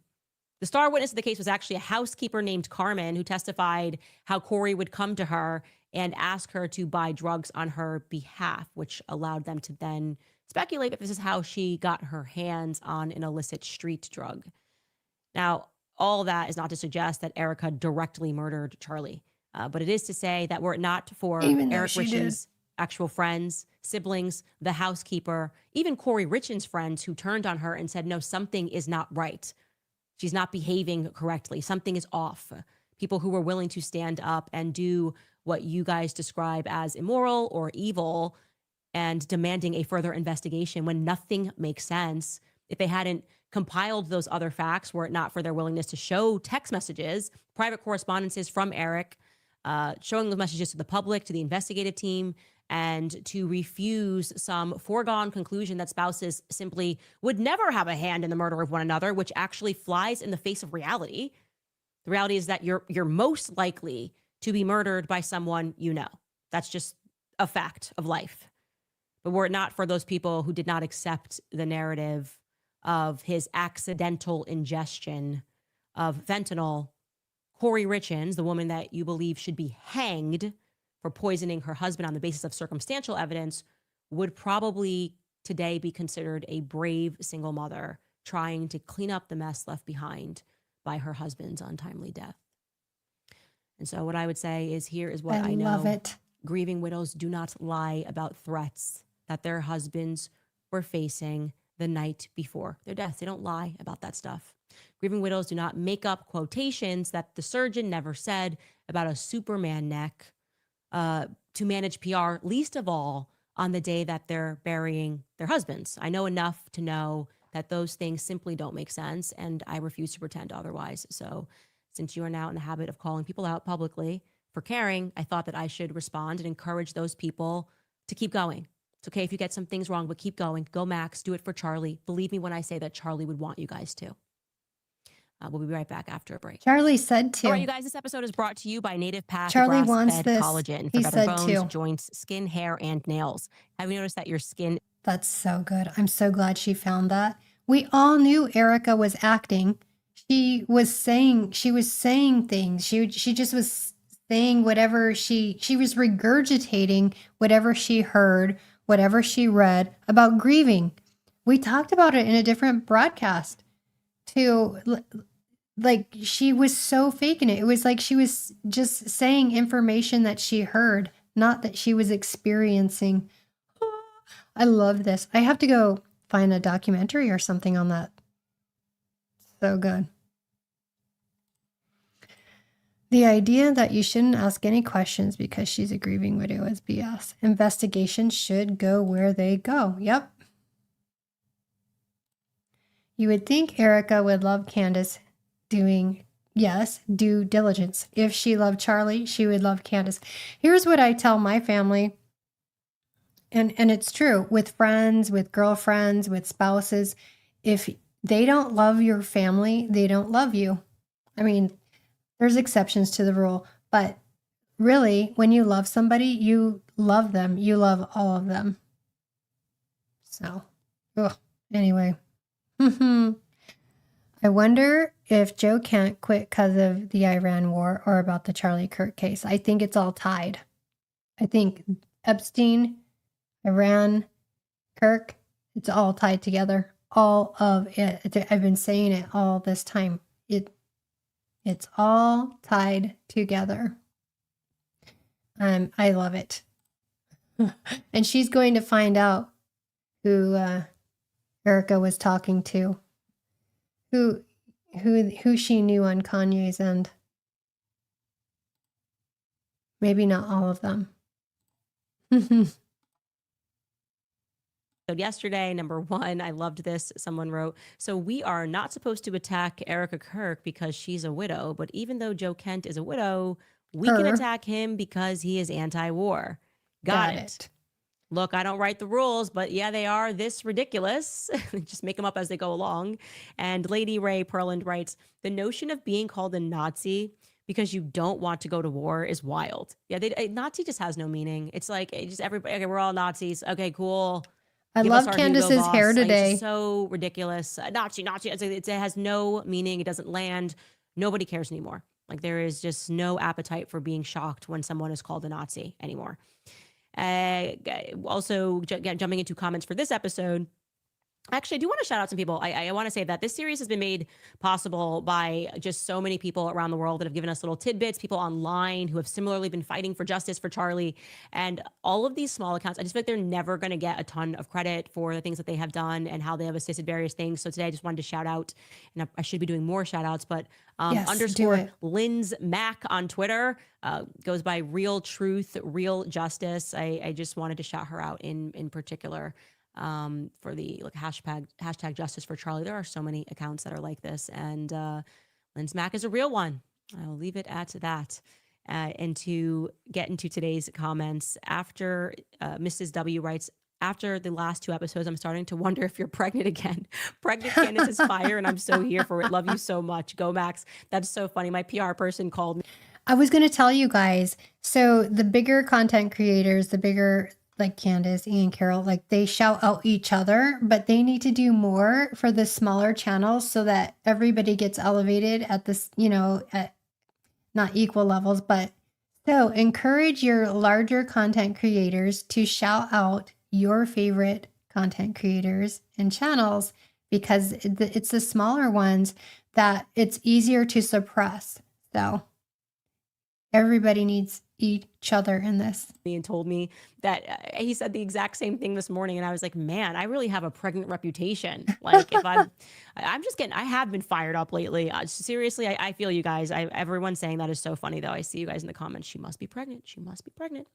Jenna Ped writes, I so wish I could hear you speak and pray tomorrow at the Catholic for Catholics event. I have been offering my daily masses for you and your family, offering my mass for you tomorrow on the Feast of St. Joseph. Truth wins. Christ is King. Mary is Queen of Heaven and Earth. Keep going, Max.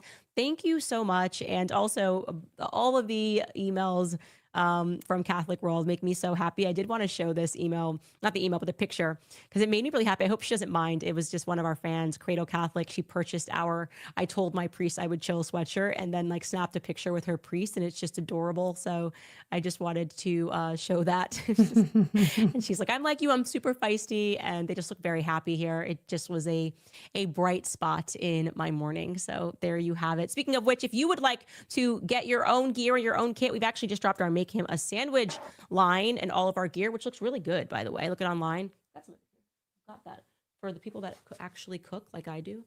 Look at that. It's very good quality. We are stepping the game up. Look at that. You guys can head to CandaceOwens.com, and yeah, there's a lot of great stuff. We are really trying to step up the merch game this year. So I hope you guys enjoy that. Josie writes, James first. James the Least writes, Joe Kent, Carrie, Pre-Jean Bowler, Candace, and others are going to witness for faith tomorrow on enemy territory. Surround and protect them with your prayers. Christ is King. Truly do pray. I mean, it's just, like I said, so crazy the way that they have attacked this event. And it's always the gang stalking. It's the phone calls. It's like, why are Catholics not allowed to meet and pray? This is not a political event. We were not billing this as like an anti-Israel event. This is not, Candace getting up and giving her usual political speech anywhere. And it's been just particularly vicious toward Catholics, actually. General Flynn is also speaking, and he wrote a Substack yesterday about how Catholics have been under attack, and it's despicable. It really is despicable. Like, Catholics can meet and get together. And by the way, I want to say that for everyone who's not a Zionist, like, there are also a ton of Jewish people who are not Zionists. I've been getting definitely an increase in emails from Jewish people who are. Cisco, I just replied to you when you said, I hope it's the start of many TPUSA chapter cancellations. I said, I hope it's a domino effect, and YouTube wouldn't let me post it. It's my own broadcast, YouTube. Stop it.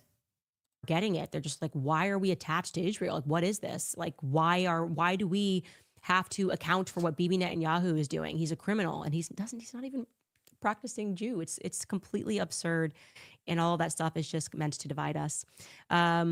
Eamon Cullen writes, Romans 12:2 is such a powerful passage. Now it's time we all let the word of Lord Jesus Christ renew our minds and stop being led by the ways of the world. I think that's happening. I'm super optimistic. I think we all are sort of waking up and realizing that fighting each other is only benefits the elite, the Epstein class, so to speak.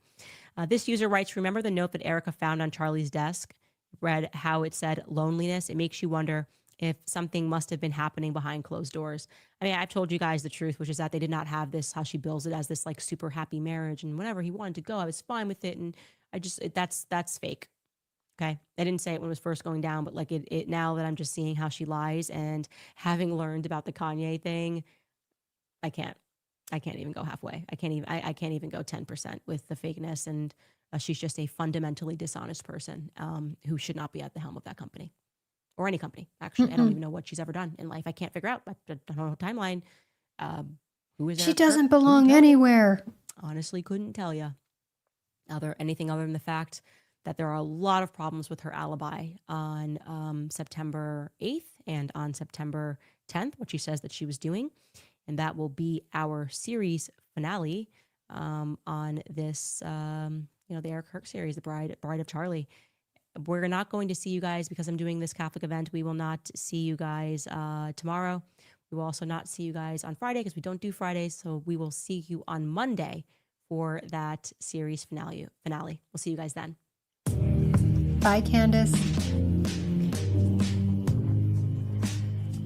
Guys, I say bye to Candace like that every time, even when I'm alone. Like yesterday, I was unpacking all the stuff and all that. So whenever she goes away, I always say bye, Candace, because that's what I do. So you guys have to, you'll probably do it too now. Bye, Candace.